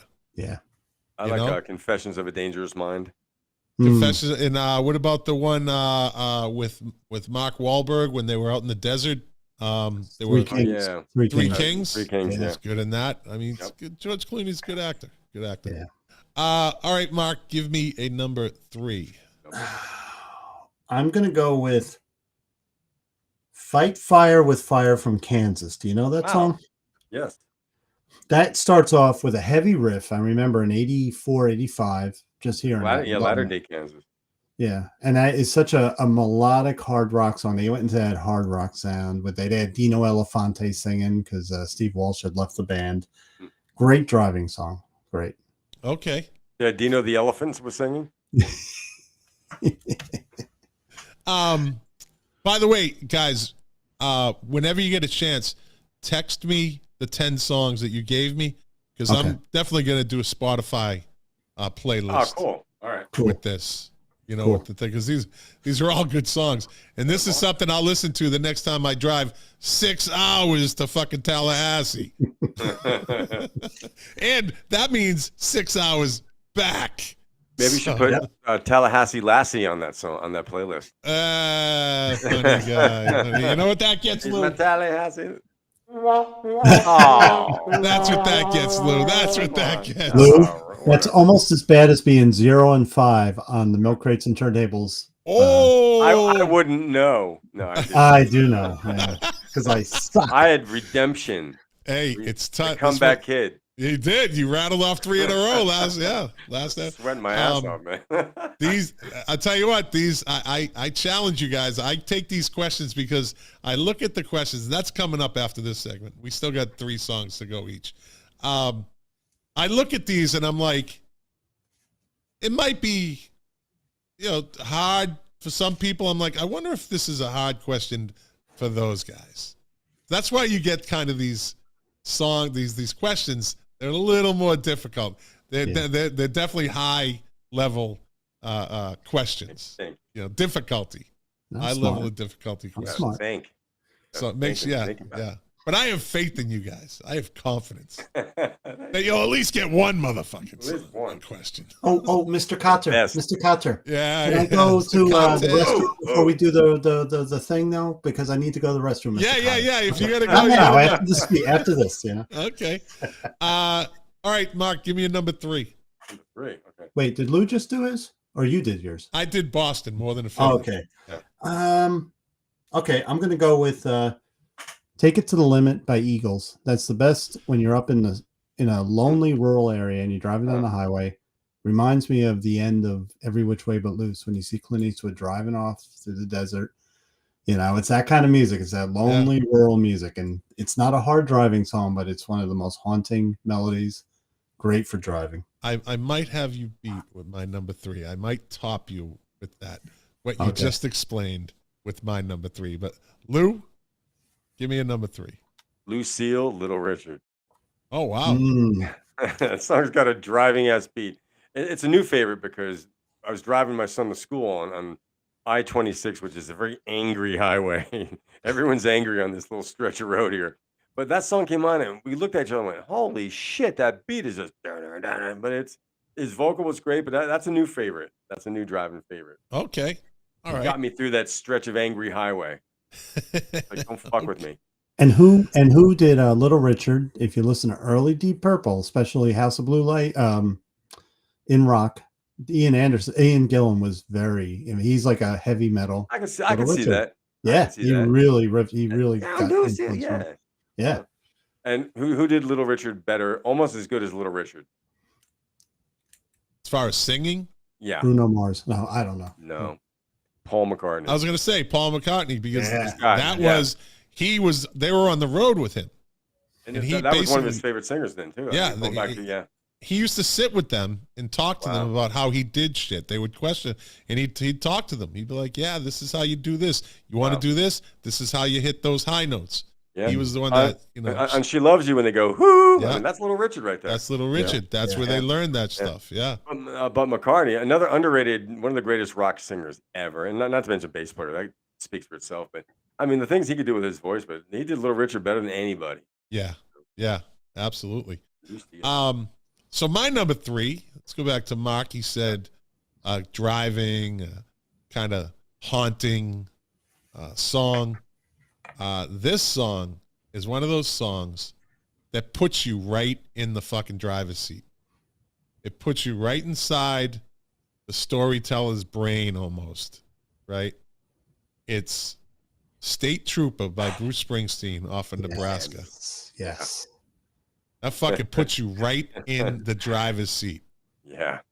It's haunting. Like he's saying, dude, don't fucking do it. You know what he's going to do if he gets pulled over. I got nothing to lose. Yeah. Yeah. Chilling. It's chilling. It's just such a haunting, but that steady dun dun dun dun dun dun dun dun. It's so sinister. It's so sinister. Yeah. All the way through. And he just, it's a great, and it describes, the radio, talk show, right? Whatever is it. He's going, talk to you. He's going to lose his mind from all the talk. It's attention. Yep. So great driving song. And that's like one of those songs you put on if you're driving. I always think of it as a night song. Absolutely. Yeah. Only at night. A night song, and it could be a rainy night too. It doesn't say it, but just give the ambiance of it's just an eerie fucking song, and you're like, he never says it, like I said, but he's saying, please don't stop me. Yeah. And you got it, I bet you got a pretty wife. Describing what this guy might have to lose. Exactly. So Scott, that was my number 1. That was my number 1. I took it from you. All right. What do you call that when you do the gifts? You do the gifts, and The last person that got a gift gets to take somebody else's gift. I don't know. There's some game that they play at some people. I don't know. Yeah. So these three for me are my three, like driving songs. These are the three that That's a great pick. I didn't even think of that song. I just said these three songs are probably in this order too. In this order. So yeah, that's my number 3, State Trooper. So Mark, give me a number 2. Okay, I'm going back to the metal. I'm going to go with 6 a.m. by Dream Theater. Comes in with a great drum pattern, typical Mike Portnoy, little weird time signature. And they had come off their first major label album where they were very commercial. And this album, they just said, we're going to play heavy. And this album is heavy. John Petrucci was playing a 7-string guitar before most other people were doing this. He had that low B string, you know. But these guys are virtuoso. So you got basically what I liked about this song. If Rush or Yes were a heavy metal band, that's Dream Theater. And excellent. Everything, the production, the mastering, the compression. If you blast it, John Petrucci's guitar just shakes your speakers. Really great stuff. One of the best Mike Portnoy drum songs, too. Okay. All right. Lou, give me a number 2. My reshuffled list here. Number 2. I fucked my whole up. thing. You really did, man. You fucked them up, Scott. I'm confused. I bet you he had a big intro ready for this song. He had a nice build up to it. He was going to describe it. He was going to go play on the drums. He was going to play the song and everything. It was on the fucking Sopranos. They used it on a scary thing on the Sopranos as well, you know? Yeah, he was going to take out the guitar.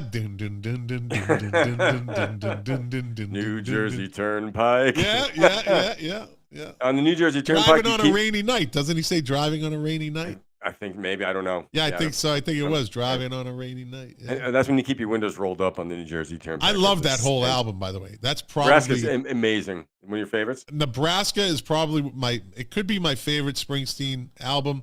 Tunnel of Love is also another good, really good fucking album. Excellent album. Underrated album for him. Underrated. It's when he steps outside of the E Street Band. Yeah. His hardcore fans have a hard time with it, but I like a lot of things off Human Touch and Lucky Town as well. That's true. Yeah. You know, it's like, give the guy a fucking break, man. Tunnel of Love is probably in my top 25 favorite songs ever.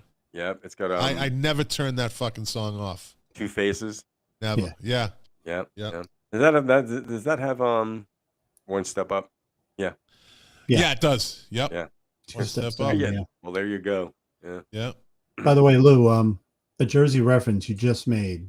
I don't think talking about driving down the turnpike and closing your window. There's 2 times my mother told me always close your window when you're driving. Going through the Lincoln Tunnel or going down through Newark on the Jersey Turnpike. It stinks. Going into Woodbridge. It smells like a giant litter box. It really She'd be like, close your window. You're going to get cancer. That's what she would say. Yeah. It's like a giant steaming bowl of filthy underwear. It's just terrible.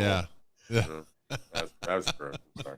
Did I name my song or no? I think we went on a side track. No.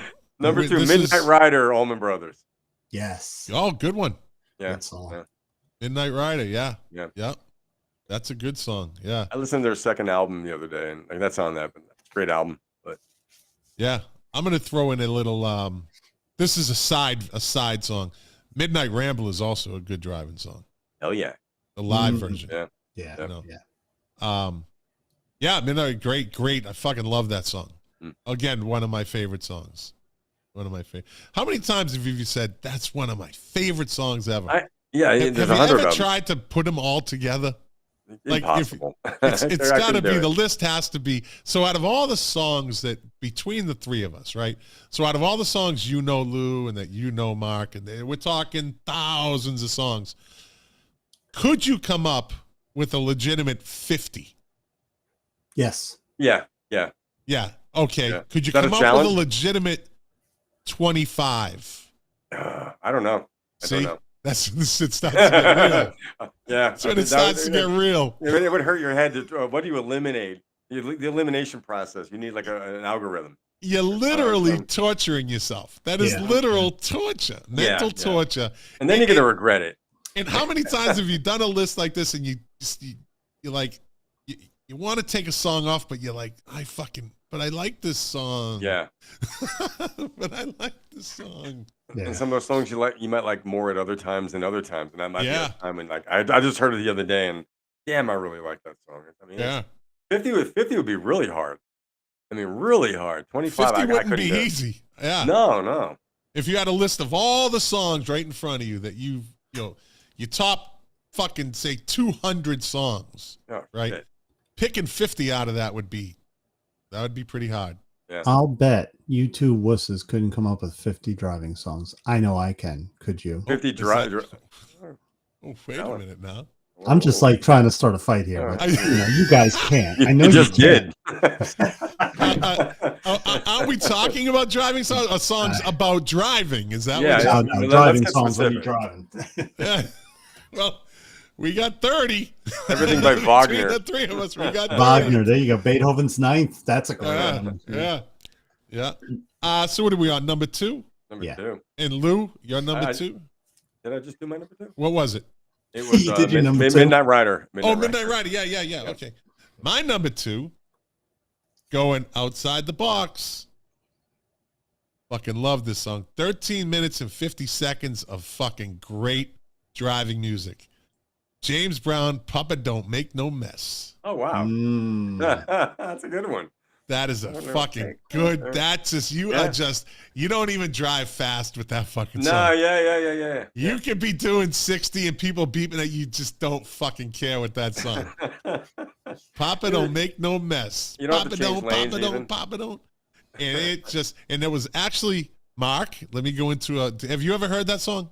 Yes. Okay. Do you know who sampled that song? Do you know who sampled it? Tell me. I'm actually, because it doesn't matter when we go on this, how long we go. Let me see. See. Here we go. Papa Don't Take No Mess. All right, I'm going to play the beginning, and you tell me who sampled this.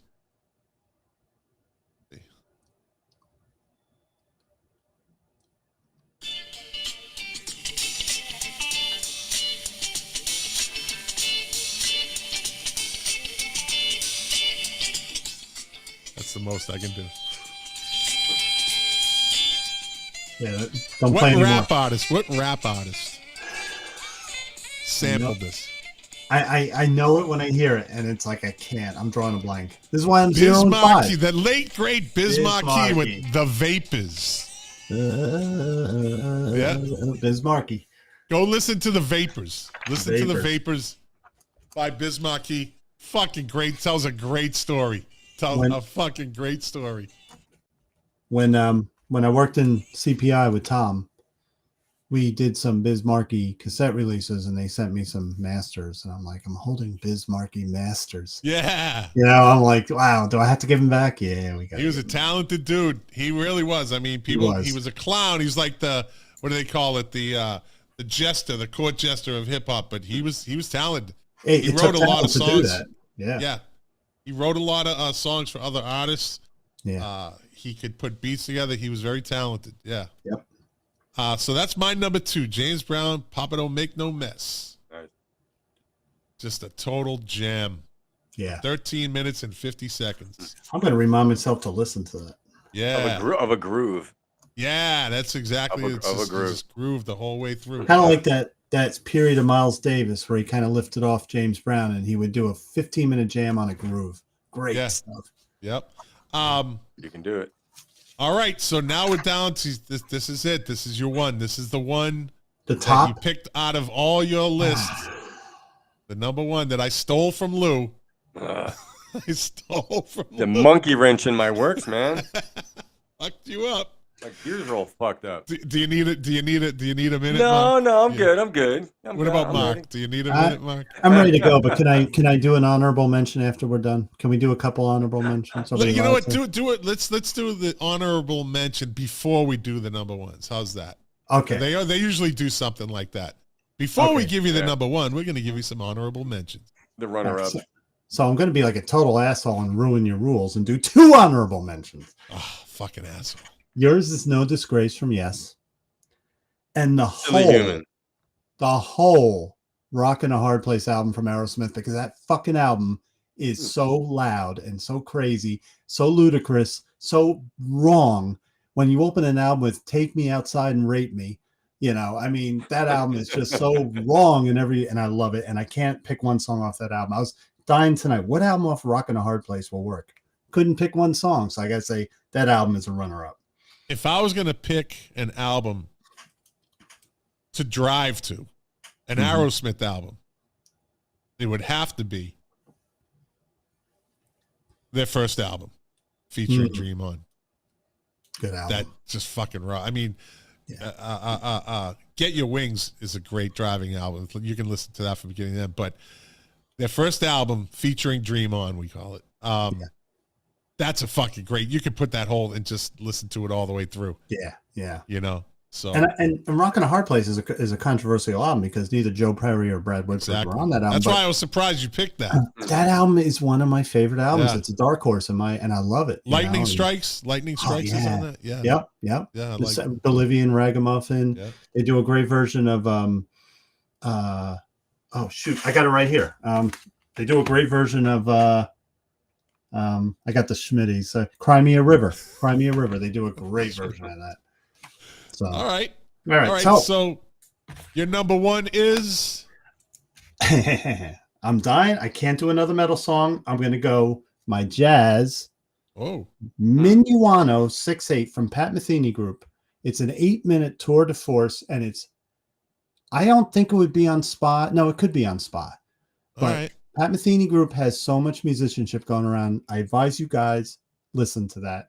It's a great song. It's a perfect example of Pat Metheny Group. They're progressive more than jazz on that song. Don't use the word progressive on this show. What the? All right. You know what? You're getting put in the penalty box. 10 seconds. I'm going to put him in the penalty box for 10 seconds. They make breadcrumbs, don't they? Progressive. Second car insurance. Oh, he is in the penalty box. Let me bring him out. This thing glitching. It's glitching. He's got a Sears. Good. No, that's your Strat. That's not your no, but I'm. Oh, sorry. I'm out. I'm gonna play my guitar. Okay. Don't pull my leg, man. Come on. Let's see that heirloom guitar. No guitar playing on the music. I'm trying to get him back on. What the? I can see him. I can see him. Is he on this? Here we go. Is he on the screen? I can see him on mine. Okay. Can you hear me? There we go. He's back. Fucking live stream. So you play guitar for you. There you go. I got a. This is why things get a little glitchy. I got a VPN, a virtual personal network, to change my IP address, so Facebook can't fuck with me, and it works. Good. Wow. Yeah. If you ever get a Facebook, put in Facebook jail, I have. Yeah. Just get a VPN. Look them up. And as of now, I'm a 16-year-old kid in Canada. You were always a 16-year-old kid in Canada. Yeah, that's true. I act like a 16-year-old. I know. All right. So that's your number one, Pat Metheny. What was the name of the song? Pat Metheny Group. It's called Minuano, Minuano, and in parentheses 6/8. It's all right. Music nerd thing, but it's a beautiful song. Really, it's beautiful. Good drive. Is it in 6/8 timing? I guess so. Okay. I'm not a drummer. You would know that. I wouldn't know it, man. I can count to 4. All right, Lou. Do you have any honorable mentions first? One honorable mention. Actually, no, 2. I've got The World on a String, Frank Sinatra, from the Reprise sessions. Wow. Yeah. And also another runner-up is Thunder Road by Bruce Springsteen. Okay. That's one of my great car songs. My number one is LA Woman by The Doors. Well, you can't go wrong with that, can you? Nope. It goes fast, and then we have to slow down for traffic. You can slow down to it. You can speed back up. And I think Morrison was shit-faced when he did that vocal, but I love it. No. Yeah. Definitely was. Big beard drooling in his whiskers. And he's probably laying down. But when wasn't he? Right? When wasn't he fucked up? Yeah. Let me see.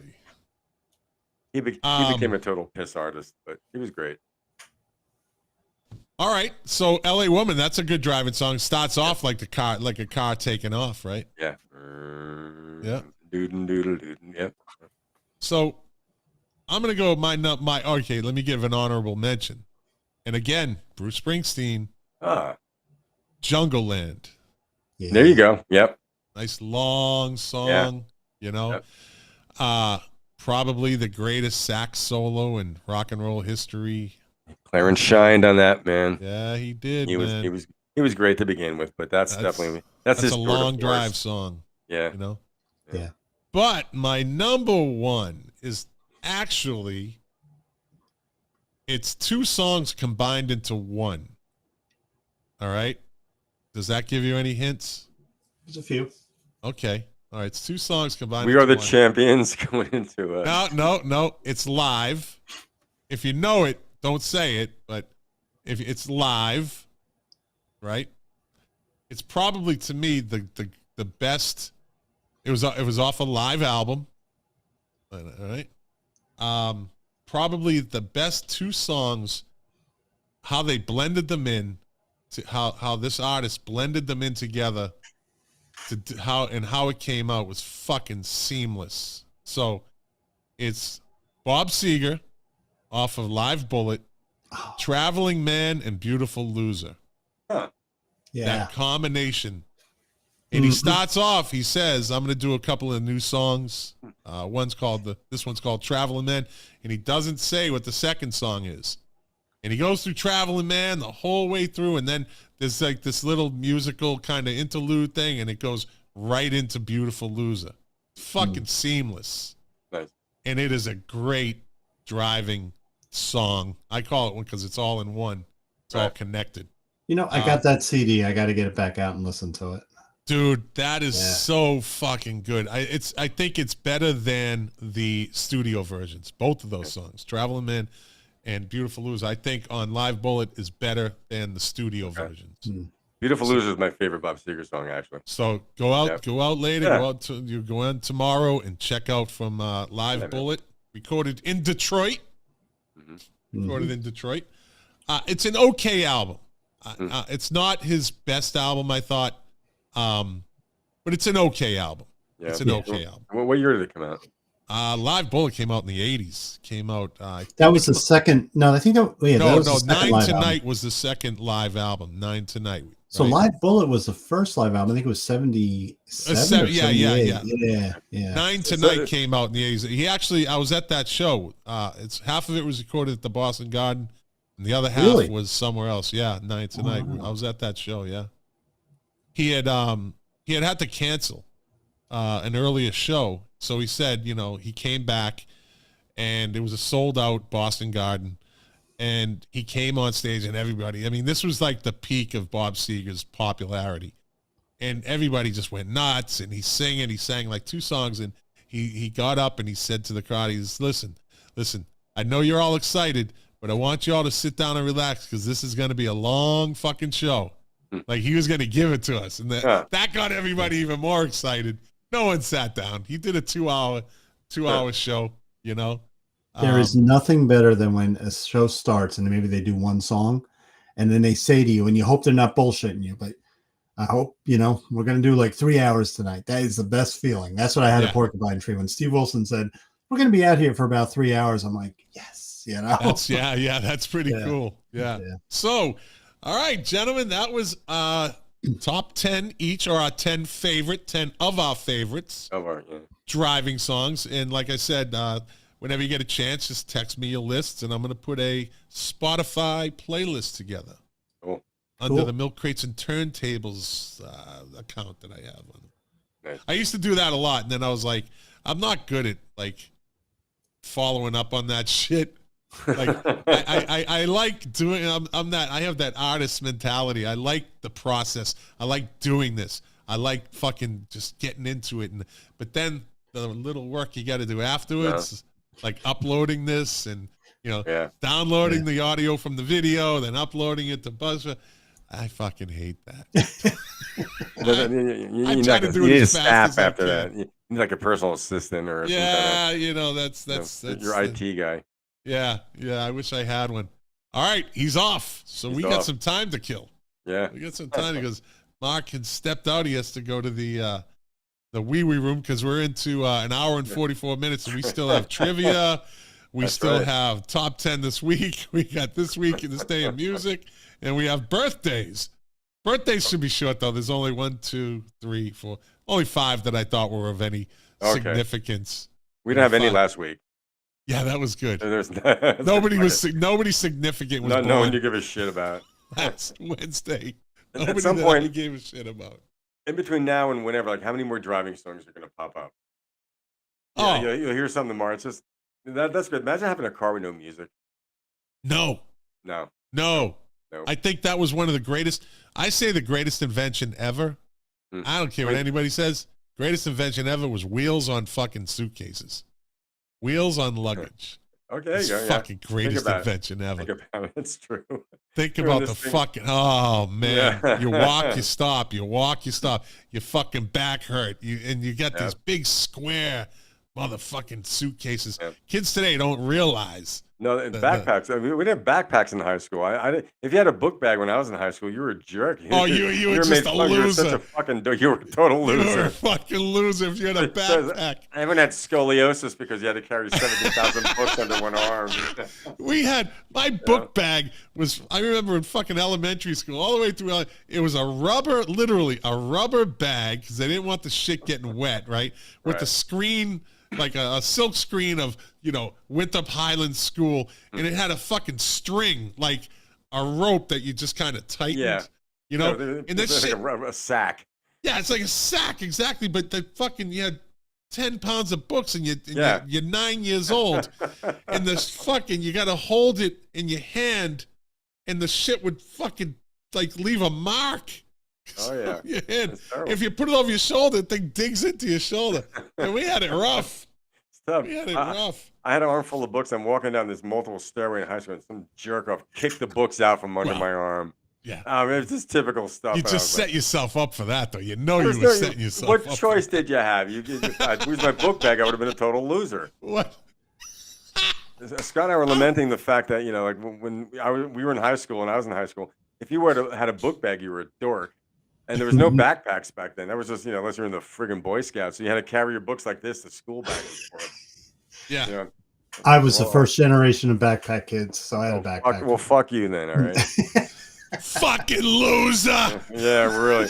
I had a backpack. This is the 1981 Scott saying, fucking loser. And he called us a couple of wusses before, if I recall correctly. Yeah. Who's the wuss now, Mark? Yeah, really. Who's the wuss now? Oh, but I'll tell you something. How many compartments were in your backpack? Your little water bottle slot? Your juice boxes, too? Well, I went to a Jethro Tull concert and got this Jethro Tull sticker, round sticker, and I put it on my backpack. And I remember walking down the hall and someone said, "Who the fuck is Jethro Tull?" And I got pushed on the ground. I was like, "Oh my god!" Wow. It was bad. It was a senior. I was a freshman. So. My stepson, I hooked him up when he was in high school. Because they all have to get backpacks. I got him a backpack with speakers. Cool. Wow. With speakers, he plugged it into his iPhone, and it has a slot for the iPhone. Nice. Yeah, I was like, if he's gonna go, I'm gonna make it at least cool. Yeah. It's cool. That is great. I love it. Yeah. How far it's come. When my son started kindergarten, the most thing he was excited about, he goes, "I get to wear a backpack." I'm like, "Yeah, you're lucky. You're lucky, kid." You don't know how lucky you are. You're 5. You're lucky. All right, this is what we're going to do. It's trivia time. 5 questions for Mark, 5 questions for Lou. Now, this is what we're going to do. This is how we're going to do this. See, I'm perfecting this. So, Mark, I'm going to start off with you. Okay? I'm going to ask you. Right here. Okay, Jack with the guitar. No, I'm not going to play it. Just my security. Mark, I'm going to ask you a question. Okay? If you don't know the answer, you have to say, "I don't know the answer." And Lou will have a chance to steal it, okay? And if he gets it, he gets the point. Then I'm going to ask Lou 5 questions. If he doesn't know it, you're going to get a chance to steal it back. Okay. All right? So, and I'm going to keep score this time. I always fucking forget. Like, usually I'm the one that gets lost in the lists. You would think the host would. I got this iPad in front of me. I get lost. I get confused easily. It's not good. But all right, let's start Mark off with question number 1. Mark, which song by the Beatles created the rumor that Paul McCartney died? This is what kills me. I have red light fever. Paul is dead. I am not. Paul is a walrus. Paul is dead. I'd keep it to myself if Lou's going to steal the question. Lou knows it. Lou knows it. Lou has a good poker face, though. That's that poker face. The Jersey thing. This is embarrassing because I know the song. Right. I don't know. All right, Lou for the steal. Oh, I feel bad stealing Strawberry Fields Forever. There you go, Lou. The point goes to Lou. See, I feel bad because you had the line from it, but this is war though, Mark. And this is why I flunked out of high school. I knew my shit, but I couldn't take tests. I bury Paul. You know what he really said there? Apparently, what? Cranberry sauce. Oh Jesus! Here we go. Give the boy cranberry juice. I always thought when the Genesis song "Paper Lace," right? I thought they were saying "paper plates." Paper plates. I had this image of the guy in the '60s doing the spinning plates on his fingers. Yeah. What about toy? All I want to do when I get up in the morning is peel you banana. Excuse me while I kiss this guy. Yeah. All right, Mark. Question number 2. God, I suck. Lou jumps out to an early lead. Yeah. And I tried to give you an easy one. Scott, you tried to hand me a question and I couldn't do it. Oh, you threw him a softball. Come on. You're right. Lou's probably like, hey, you fucking asked me that question, but you got it, Lou. So there you go. Oh, fuck. All right. Question number 2, Mark. Embarrassing.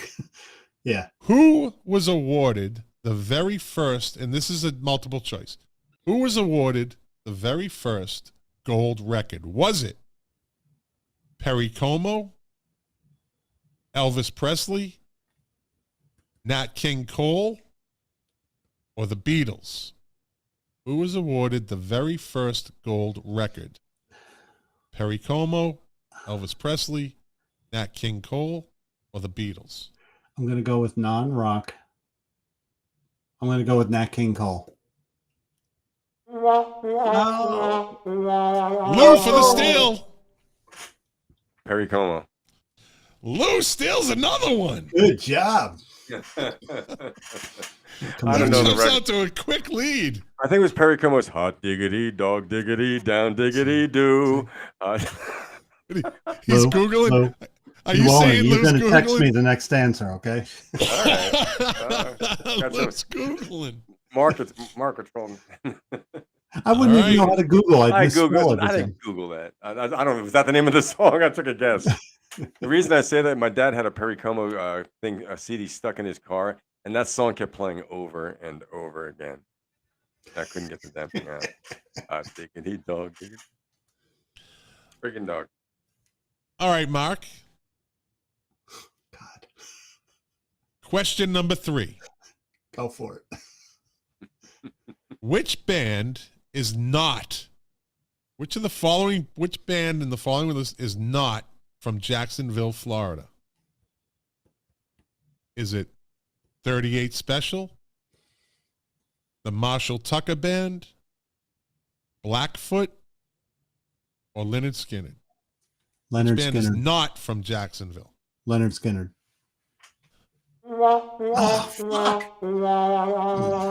Lou for the steal again. Marshall Tucker Band. Fucking Lou did his homework. Yeah. Jesus. I told you who the brains on the show is. Yeah.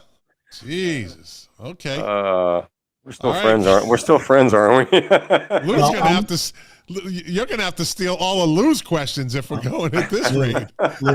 Lou, I'm your special friend, and you can tell everybody Mark's my friend, and it makes you look good, you know. Mark is my friend. But you know, Lou wants to throw the shutout. You know Absolutely. he does. Come on, man. He wants that bragging right.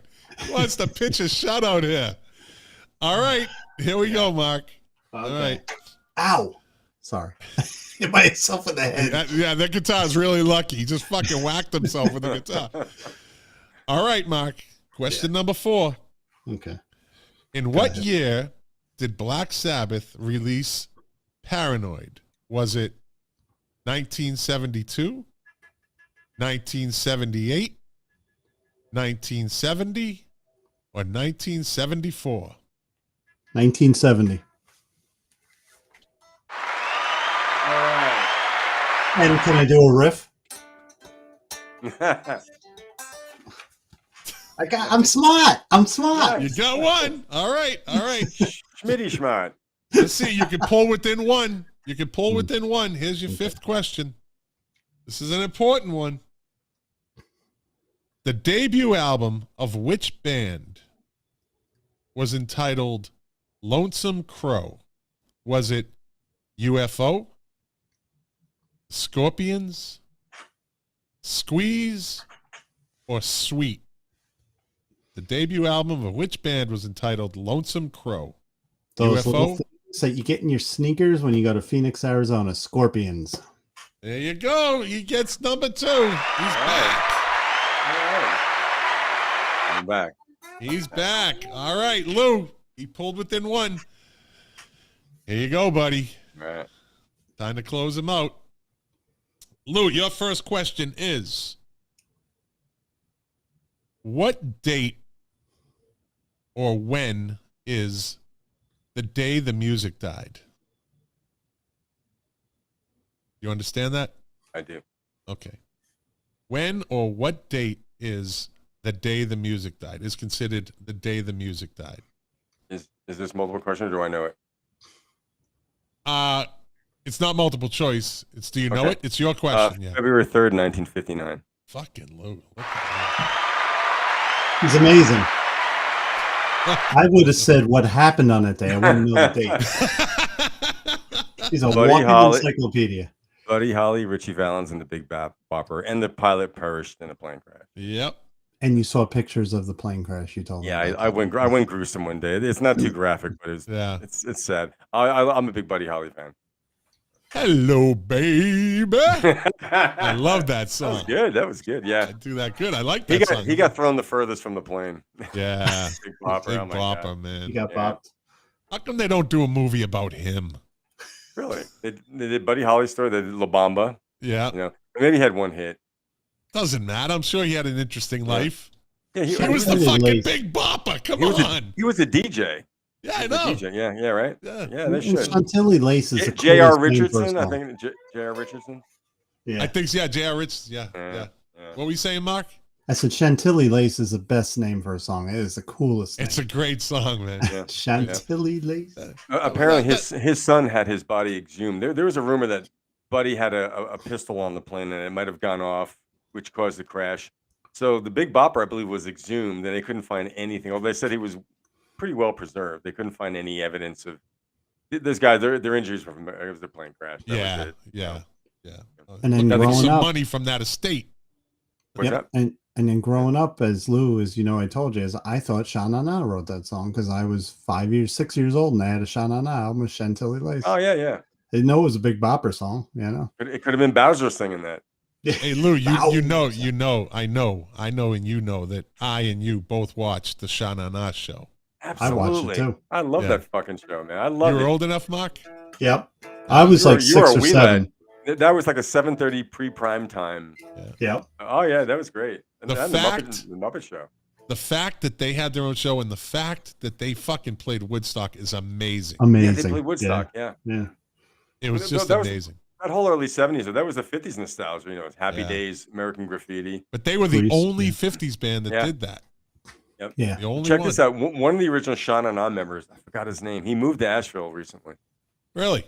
Yeah. I forgot which one it was. Anyway, but sure he's playing at some local cafe.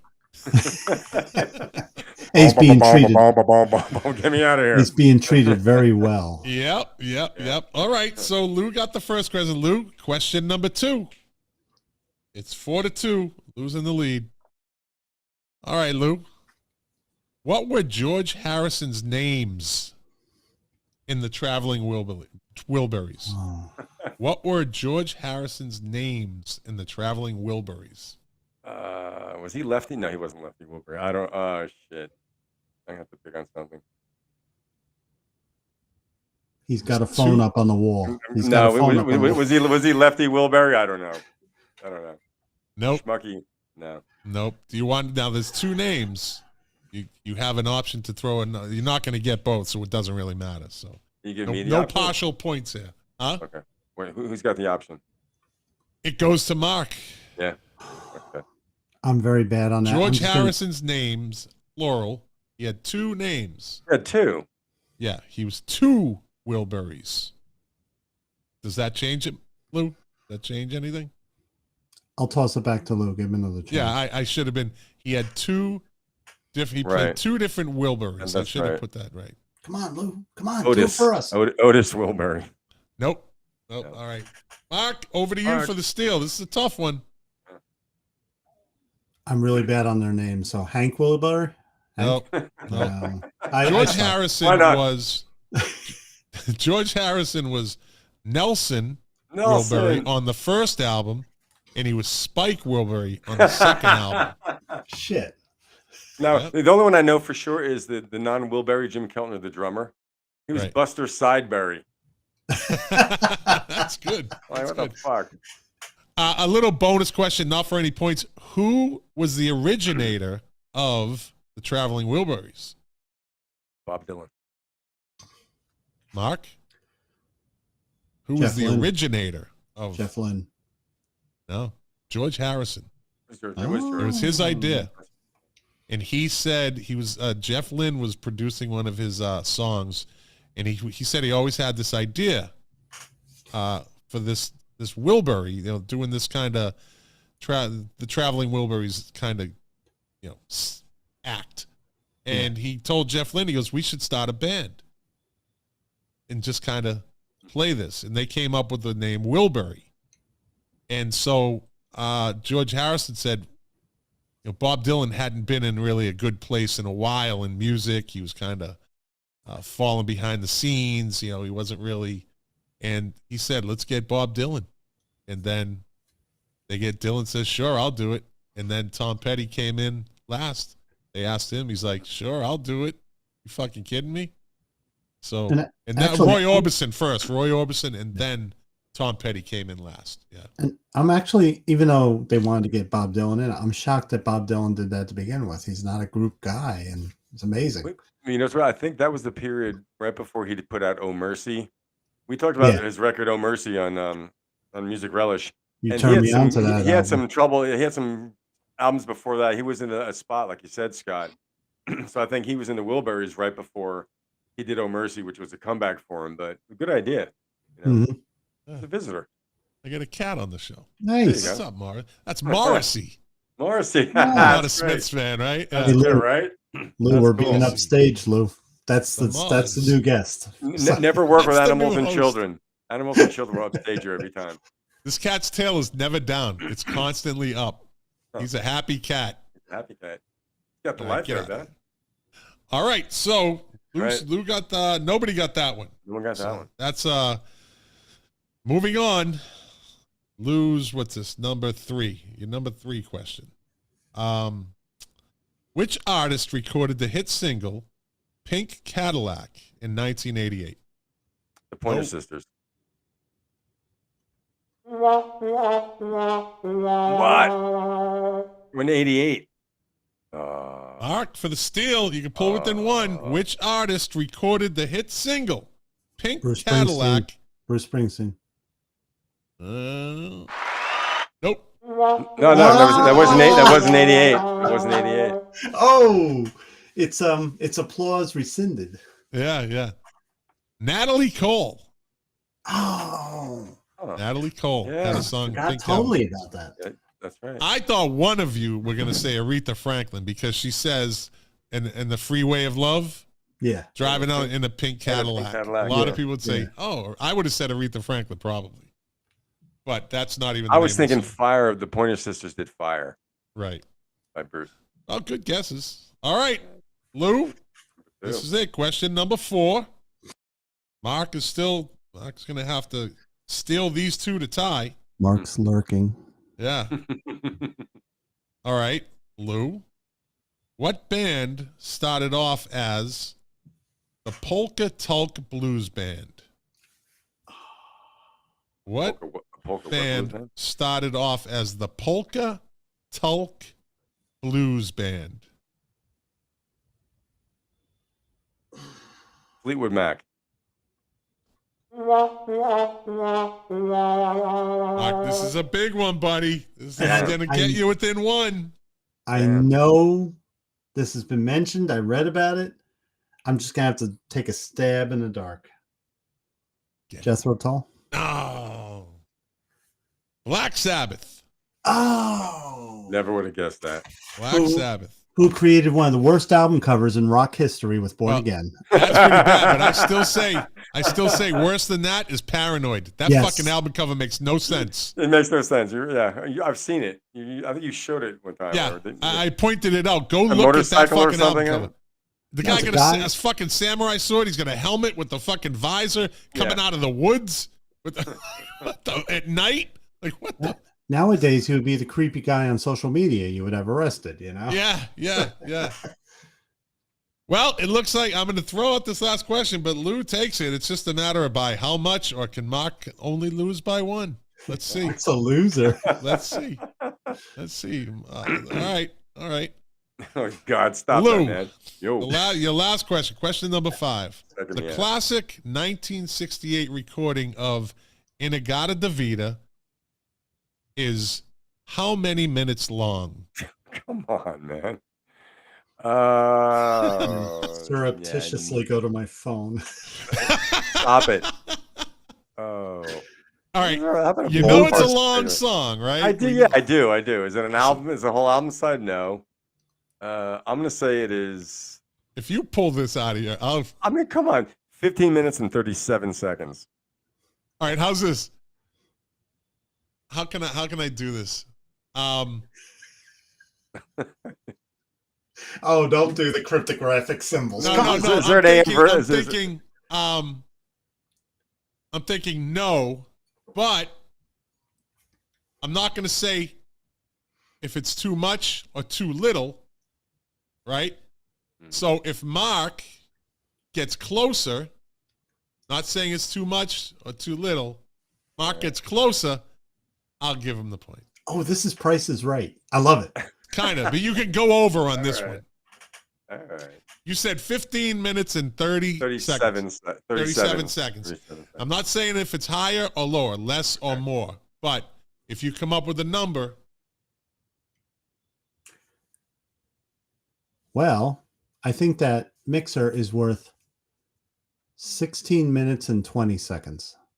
See, you didn't even have to do that. If you know the Price is Right, all you have to do is go a penny over or a penny under. Oh, yeah. You're either going to get closer or you're not, right?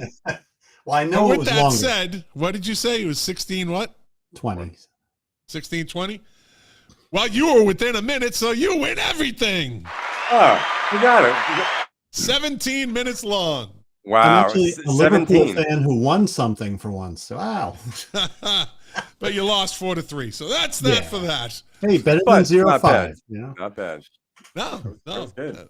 I like that. Yeah, I like that segment. That's good. I did good. I got to find some tough questions. My fucking cat wants to go out. He just came in. All right, moving on. Wrapping it up. We're hitting the lists now, guys.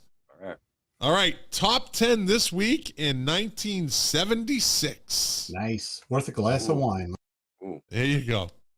Number 10 this week in 1976, which is amazing because this song actually first. All right, I'm going to ask you. She's Gone by Daryl Hall and John Oates. When was it originally released? 73. There you go. Yep. Was that their first or second album, but it wasn't a hit. It wasn't a hit. Then they went over to RCA. So that means I beat Mark 5-3, right? There you go. He's gonna take every question he can. And just... I'm gonna add a point for my score. I believe that was on Abandoned Luncheonette, right, Lou? If that their first record or second, I'm not sure. Second. It's a great title. Yeah. Abandoned Luncheonette. All right. Number 9 this week in 1976. Shake, Shake, Shake Your Booty by Casey and the Sunshine Band. Shake, shake, shake. They had a lot of number ones. They're still touring. They had a lot of top. They had a handful of top 40s, maybe. Yeah. And he wrote songs for other people too. I think What was that one song? Take Me in Your Arms, Rock Me Baby? I think he wrote that. Really? Yeah. Would he? By George McRae. Why are they never considered for the Rock and Roll Hall of Fame? I don't know. What there are no disco bands in the Rock and Roll Hall of Fame. No respect. No respect. That's bullshit. I still say bullshit. Chic should be in there, but they're not. Fucking A, that Chic. should be, yeah. She Look what- definitely be in there. Look what those two guys did afterwards. Yeah. Not only did they made great disco music, but they were heavily influential producers. Oh, Yeah. Nile Rodgers, yeah. No. But I mean, look, Casey Neistat, like you said, same thing. How many top 40 hits are they? Yeah, I mean, he's still fucking touring. Yeah. Wow. He's The still Bee Gees got him because they had a bigger history from the 60s, but still. Yeah. All right, number 8. Carly Simon's in. This week, number 8 this week in 1976. So goes. And I'd really love to see you tonight. Oh, yeah. England Dan and John Ford Coley. Great song. Yeah. Yeah. Do you know who England Dan was the brother of? Because they're both dead now. Seals and Croft. Yeah, Jim Seals. Seals and Croft. It was They're one the guy. guys that made the fucking HR Puff and stuff. Is that? No, that's Sid and Marty That's Croft. Sid and Marty Yeah. Croft. Sid and Marty Croft. He's Those a two friend guys, when things get rough. Yeah. they were good. They had a lot of good songs. Oh, yeah, they Sid did. and Marty Croft. Yeah. Didn't they sing Summer Breeze too? Oh, they did that. That was the flip. That was the flip side of the Sigmund and the Sea Monsters. Sid and Marty Croft. On Saturday morning while we're sitting in our You gotta be a pajamas midget to watching work for TV on a shag carpet, 70s style carpet, eating popcorn at 9 a.m. I'm sorry, that was my childhood. Me and my middle brother we used to eat raw hamburger and watch cartoon. Wow. You did that too? I eat raw hamburger. My brother would he'd give me a meatball. I'd have a meatball raw, and we just watch cartoons. It was like I was like 7 and he was like 9. It didn't matter. I We did didn't anything at that age. eat raw pasta too. I would actually chow down on raw pasta. That's Fucked up. strange, man. That's why we're fucked up. All right, moving on. Captain Crunch That's it. I'm sorry, buddy. I'm sorry, buddy. ran his cat over. I did. I stepped on him. Number 7 this week in 1976. Sorry, Morrissey. Still the One by Orleans. Good song. Number 6 this week in 1976. She's just a devil woman. She got you on her mind. Cliff Richard. Cliff Richard. Yeah. His career goes back to the early 60s. Yeah. Really? Yeah, I think he's English. He was a contemporary of the He Beatles, is. but he Yep. had a string of hits, yeah. And in I the didn't know 80s, that. he had a bunch of hits. In the Yep. 80s, he's Oh, great. yeah. Yeah. All right. Number 5 this week in 1976. If You Leave Me Now by Chicago. Good song. Number 4 this week in 1976. Voted one of the worst songs ever made. Disco Duck. Rick Dees and his cast of idiots. I Lou, concur. can you do the voice? Oh, Oh my god. Which led to the That was number disco- 3. That was number 4. Number 4. And that led to the album burning or whatever in Chicago at the Chicago. Yeah, he was the tipping point. He 'Cause was disco was literally the not- tipping point Yeah. of disco. Disco It was got not way all out of hand. bad, but he just put it beneath it 6 feet under. It just got way out of hand. And that was Disco Duck Part 1. There was 2. Part 1. Yeah, I guess there's 2. Oh my god. All right, number 3 this week in 1976, Low Down by Boz Scaggs. Silk Degrees. Number 2. And Lou, who played backup on that? Almost all of Toto. Yeah. Look at you guys. Look at you Yeah. guys. And I'm That's in right. You Toto. fucking guys. Those fucking guys. All right, number 2 this week in 1976, Play That Funky Music by Wild Cherry. Good song. Yep, still played today. Yeah.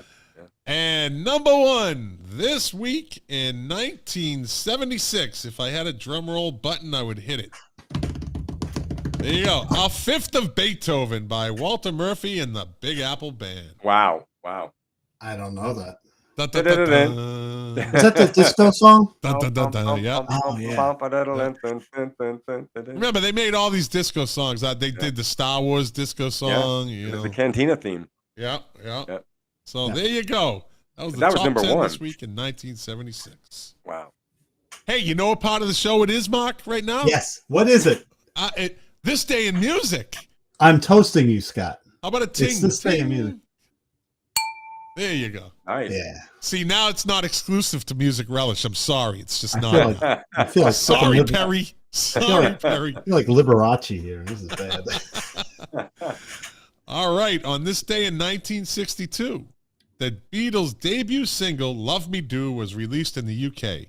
It spent 26 weeks on the chart, peaking at number 17. Beatles producer George Martin has said when Love Me Do was released, it was the day the world changed. Wow. Pretty bold statement, but true. Yeah. On this day in 1965, I fucking love this. On this day in 1965, Johnny Cash was arrested crossing the Mexican border into El Paso, Texas, after customs officials, my old job, found hundreds of pills in his guitar case. He received a suspended jail sentence and a $1,000 fine. Now, $1,000 in 1965, that's a fucking lot of money. That's 100 pills, they said? How many? Hundreds of pills. And they're all fucking speed. He liked the speedy stuff. Yeah, oh yeah. Yeah, they're all fucking uppers. Man. Having everywhere. It was fucking Black Beauties, Yellow Jackets, fucking you name it. It was there.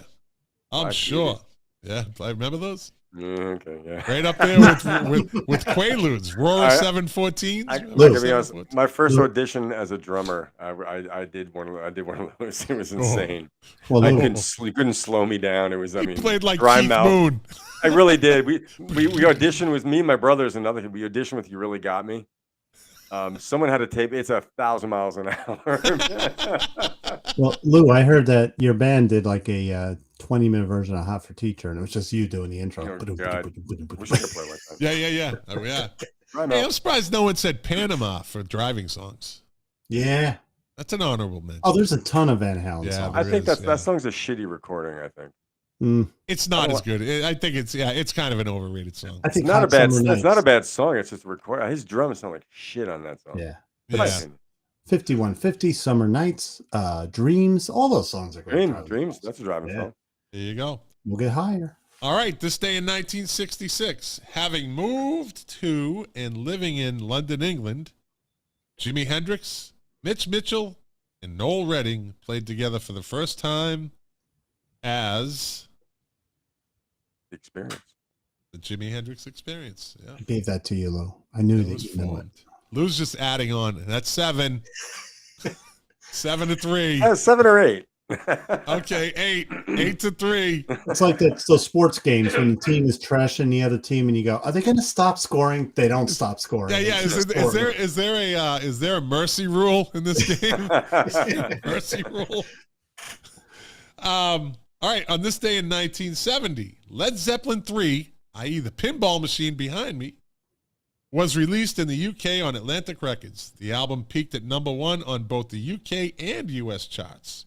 It has now been certified 6 times platinum by the Recording Industry Association of America for U.S. sales in excess of 6 million copies. 3 albums by 1970. It's amazing. Fucking machines. They were machines back then. Yeah. Yep. On this day in 1973, Elton John released his 7th studio album. He's going to get it. 7th studio album? What year? 73. Goodbye, Yellow Brick Road. There you go. Mark gets another point. He's My coming back. Whatever. Okay.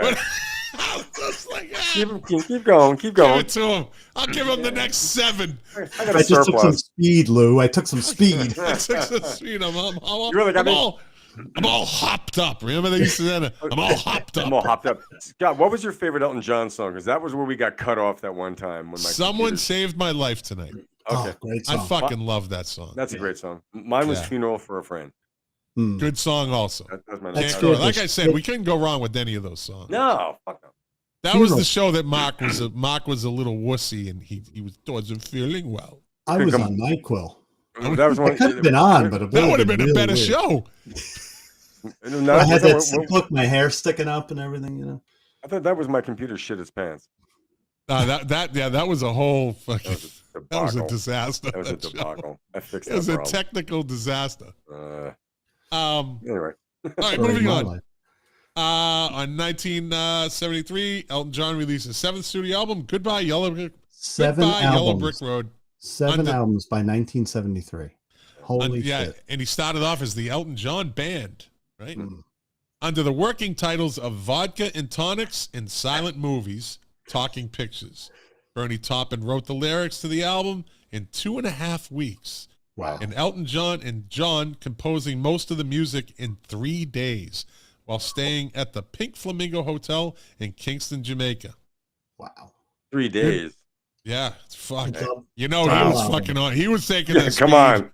He was taking that speed. He was hanging out with Johnny Cash at that point. Yeah. Give me that guitar case, yeah. Goodbye Yellow Brick Road has now sold over 30 million copies worldwide and is his best-selling studio album because it's his best album. Yes. It's definitely his best album. Yeah, it is. On this day in 1974, Mike Oldfield's Tubular Bells went to #1 for the first time in the UK album charts 15 months after being released. That's because of The Exorcist. Yeah. It went on to sell over 10 million copies worldwide, and I had the picture disc. Wow. Picture disc. Wow. Yeah. I have the album. Yeah. I used to like picture discs. Me too. I still do like them. But they I got sound one like of shit. the Deftones. I got one of Joe Strummer. I got a little collection. Do you remember when they would put out shaped picture discs? Like it wouldn't be round; it would be shaped. Like I have an Iron Maiden Piece of Mind, and it's in the shape of the brain. Yeah, you So can't cool. find that shit, buddy. That's it's not bringing you in $10,000, but probably get you 500. Really?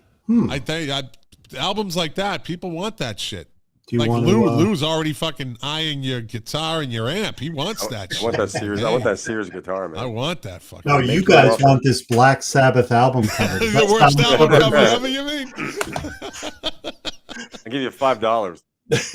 On this day in 1974, the late, great, and beautiful, and stunning, and amazing, I'm throwing these in, and always nice, never had a fucking any bad shit happen around her. The late, great Olivia Newton-John started a two-week run at #1 on the U.S. singles chart with I Honestly Love You, the singer's first of 5 U.S. chart toppers.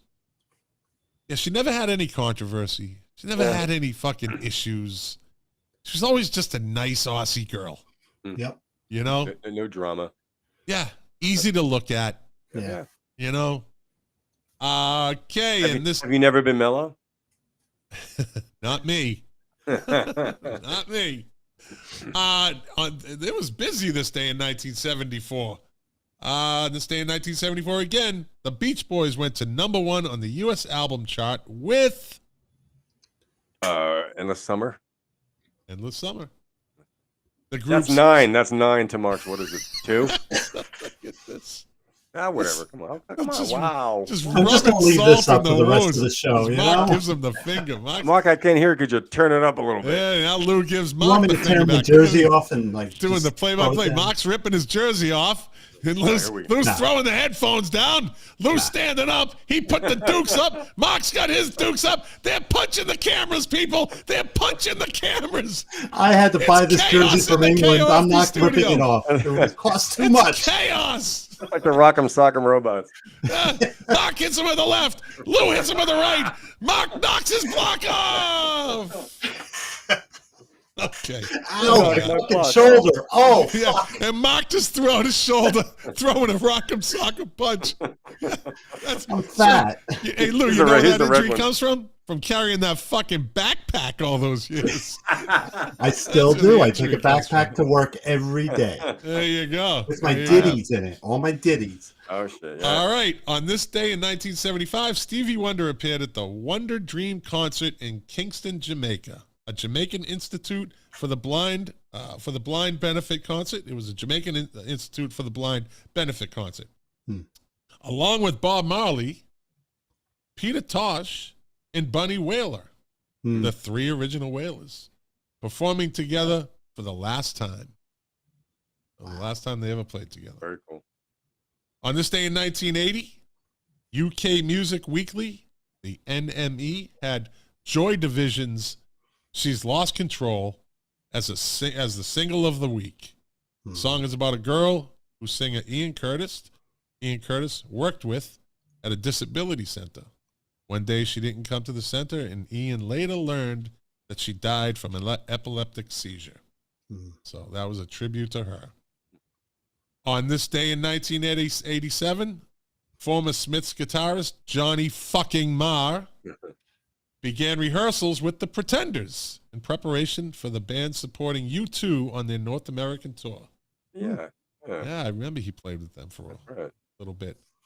On this day in 1989, Motley Crue played a warm-up show for their forthcoming Dr. Feelgood tour at the Whiskey A Go-Go in West Hollywood, California, under the pseudonym The Foreskins. That was Tommy Lee's idea. Yeah. The show was also used for the filming of their next video, Kickstart My Heart. It's a good album, actually. Yeah, it is. Dr. Feelgood, my favorite Crue song. Me too. By far. That's a driving song. Yeah, it is. That's a fucking driving song. I'm kicking one of my songs out and I'm putting that in.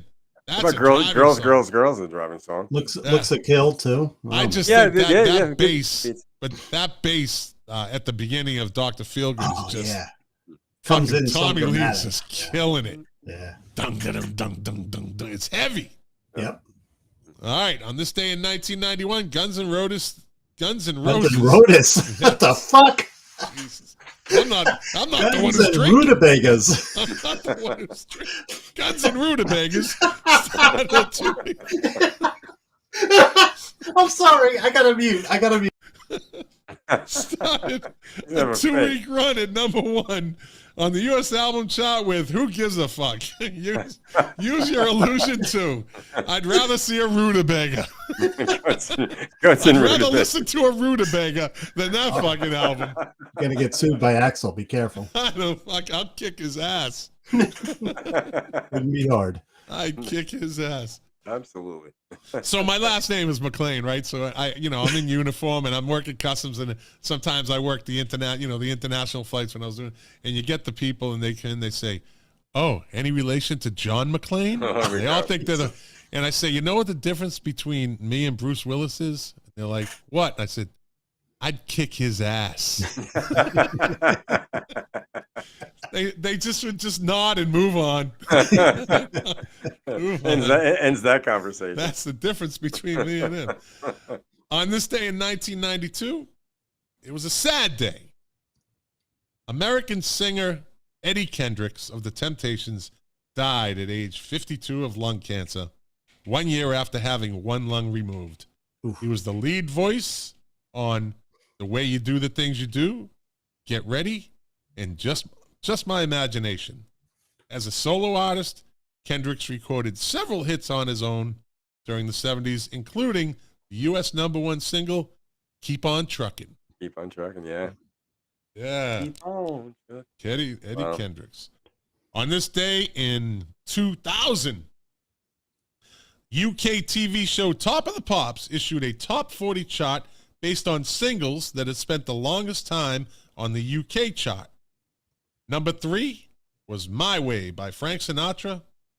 Number 2 was She Loves You by the Beatles. What do you think? Okay, Mark, I'll give you 9 points if you get this one. What was the #1? This is a 9-point swing, Mark. What was the #1 song issued on the Top of the Pops that spent the longest time? Which song spent the longest time on the UK chart at #1? In UK chart? UK chart. On the UK chart. What year? 2000 they gave out the list, but the song, all right, it was in the 80s. Now it's down to 7 points. Oh, Lou knows. I think I might know. Lou knows. I think I might know. At #1 for the longest time, the UK Wonderwall. charts. Huh? Wonderwall. No, that was the 90s. Oh, fuck. Damn. Come on, Lou. Kill him now. Kill him. It's going to be Paul McCartney, Mull of Kintyre. That's Jesus 70. Christ, no. No. You serious? What? Lou, we suck. That song was a #1 thing all over the UK and Europe wow, okay. All right, well. Is it the song that spent the longest amount of time? I had that. The song that spent the longest time on the UK chart at number one. Like it ever? Well, it stayed the longest on the UK charts. So it charted for however many weeks. The number one, Relax by Frankie Goes to Hollywood. Ah, yeah. That was a monster. That song was a fucking monster. Yep. Yes. I used to have the t-shirt. Frankie Say Relax. Yeah. I had one. That had a sick backing track. It was almost like it was a precursor to 9 Inch Nails. That was a seriously evil sounding backing track to that song. Yeah. Yep. And that was on Welcome to the Pleasure Dome? Yeah. That's kind a of great a album. Mad Max connection there, you know. That's a good album. Yeah. They do a good version of Born to Run on that album, actually. Really? Yeah. Wow. Welcome to the Thunderdome. Yeah. Okay. Welcome to the Pleasure Dome. Yeah. Listen, backtrack one thing. You talked about Stevie Wonder, and I just got to give a shout out because you're never going to probably talk to Tom again. He's disappeared. He's become Colonel Kurt's number 2. But I got to give Tom his props. I got to give Tom his props. When he left CPI and we had this professional rivalry, like, I'm going to master this. I'm going to master that. So I thought I beat him. I did Luther Campbell. Oh, I worked with Luther Campbell. And he sent me a joint in FedEx. Oh, yeah, I'm great. Well, Tom mastered the Jungle Fever soundtrack for Stevie Wonder, and he had Stevie Wonder in the studio with him. Oh, you told me. And he was living in Jersey at the time. Stevie gave him a limo ride home. Tom killed me, but Tom has worked with Stevie Wonder. True gentleman. There you go. Tom's going to kill me now for saying that. So that's all right. He's not listening. Well, you know what? You know what? When they put the album out, they misspelled his name. I heard. Stallone. Yeah, I heard. Yeah. But all right, Tom. Birthdays today. Born on this day in 1942. Richard Street, American singer with the Temptations. I could go into the 1971 U.S. number 1, UK number 8 single, Just My Imagination, and reissued My Girl, which was a UK number 2 hit in the 1992. Unfortunately, he died on February 27th, 2013, after a short illness. Born on this day in 1943. Owner of one of the worst videos ever, Steve Miller. Abracadabra. You say Billy Squire. No. Abracadabra is a fucking horrible video. The song ain't even that good either. Born on this day in 1947. Brian Johnson. Singer. Who was he a singer with before? Jordy. There you go. That's 10. It's 15 to 3. There we go. Like 15 to 3. Marker, you could be with that 9.9 point question you didn't get. Mark tried to do Brian Johnson. He sounded like the Gollum. What the fuck was that? Rolling Thunder, Hurricane. And lastly, born on this day in 1950, Eddie Clark, British guitarist who was a member of heavy metal bands Fastway and Motorhead. He was part of Motorhead's classic lineup, which consisted of Lemmy himself and Phil Filthy Animal Taylor. He was the last surviving member. Yeah. Clark died on 10 January 2018 in hospital where he was being treated for pneumonia. He was 67 years old. Oh, there's one more. Bob Geldof, too. Fuck Bob. Yeah. No, Fast Eddie Clark, underappreciated. Fastway was a great band. Yeah. And that Motorhead stuff he did with them, I loved Fast Eddie Clark. And that's it, gentlemen. I predicted it. 2 hours and 33 minutes. Wow.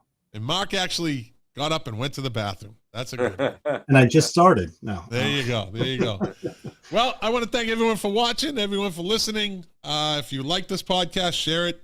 Leave a comment in whatever podcast platform you're listening on. Tell a friend. If you don't like it, thanks for listening this much. Because if you got to this point and you didn't like it, then you're stupid. I don't know what to tell you. If you stuck it over 2.5 hours and said, I don't fucking like that, I don't know what to tell you from there. You're an excellent masochist. I don't know what to say. It's like going to a Grateful Dead concert and saying in the encore, I didn't like it. And that's it. Like I always say, thank you for listening. Thank you for supporting. You are the engine that makes this machine run. Without you, it would be me talking to Mark and Lou about music. And, well, we would do that anyway. So we just invited you in. With a lot more cursing. To quote my favorite artist, Morrissey, doing the show for you, the pleasure, the privilege is mine. And we'll be back next week. Thanks for having us. Everybody.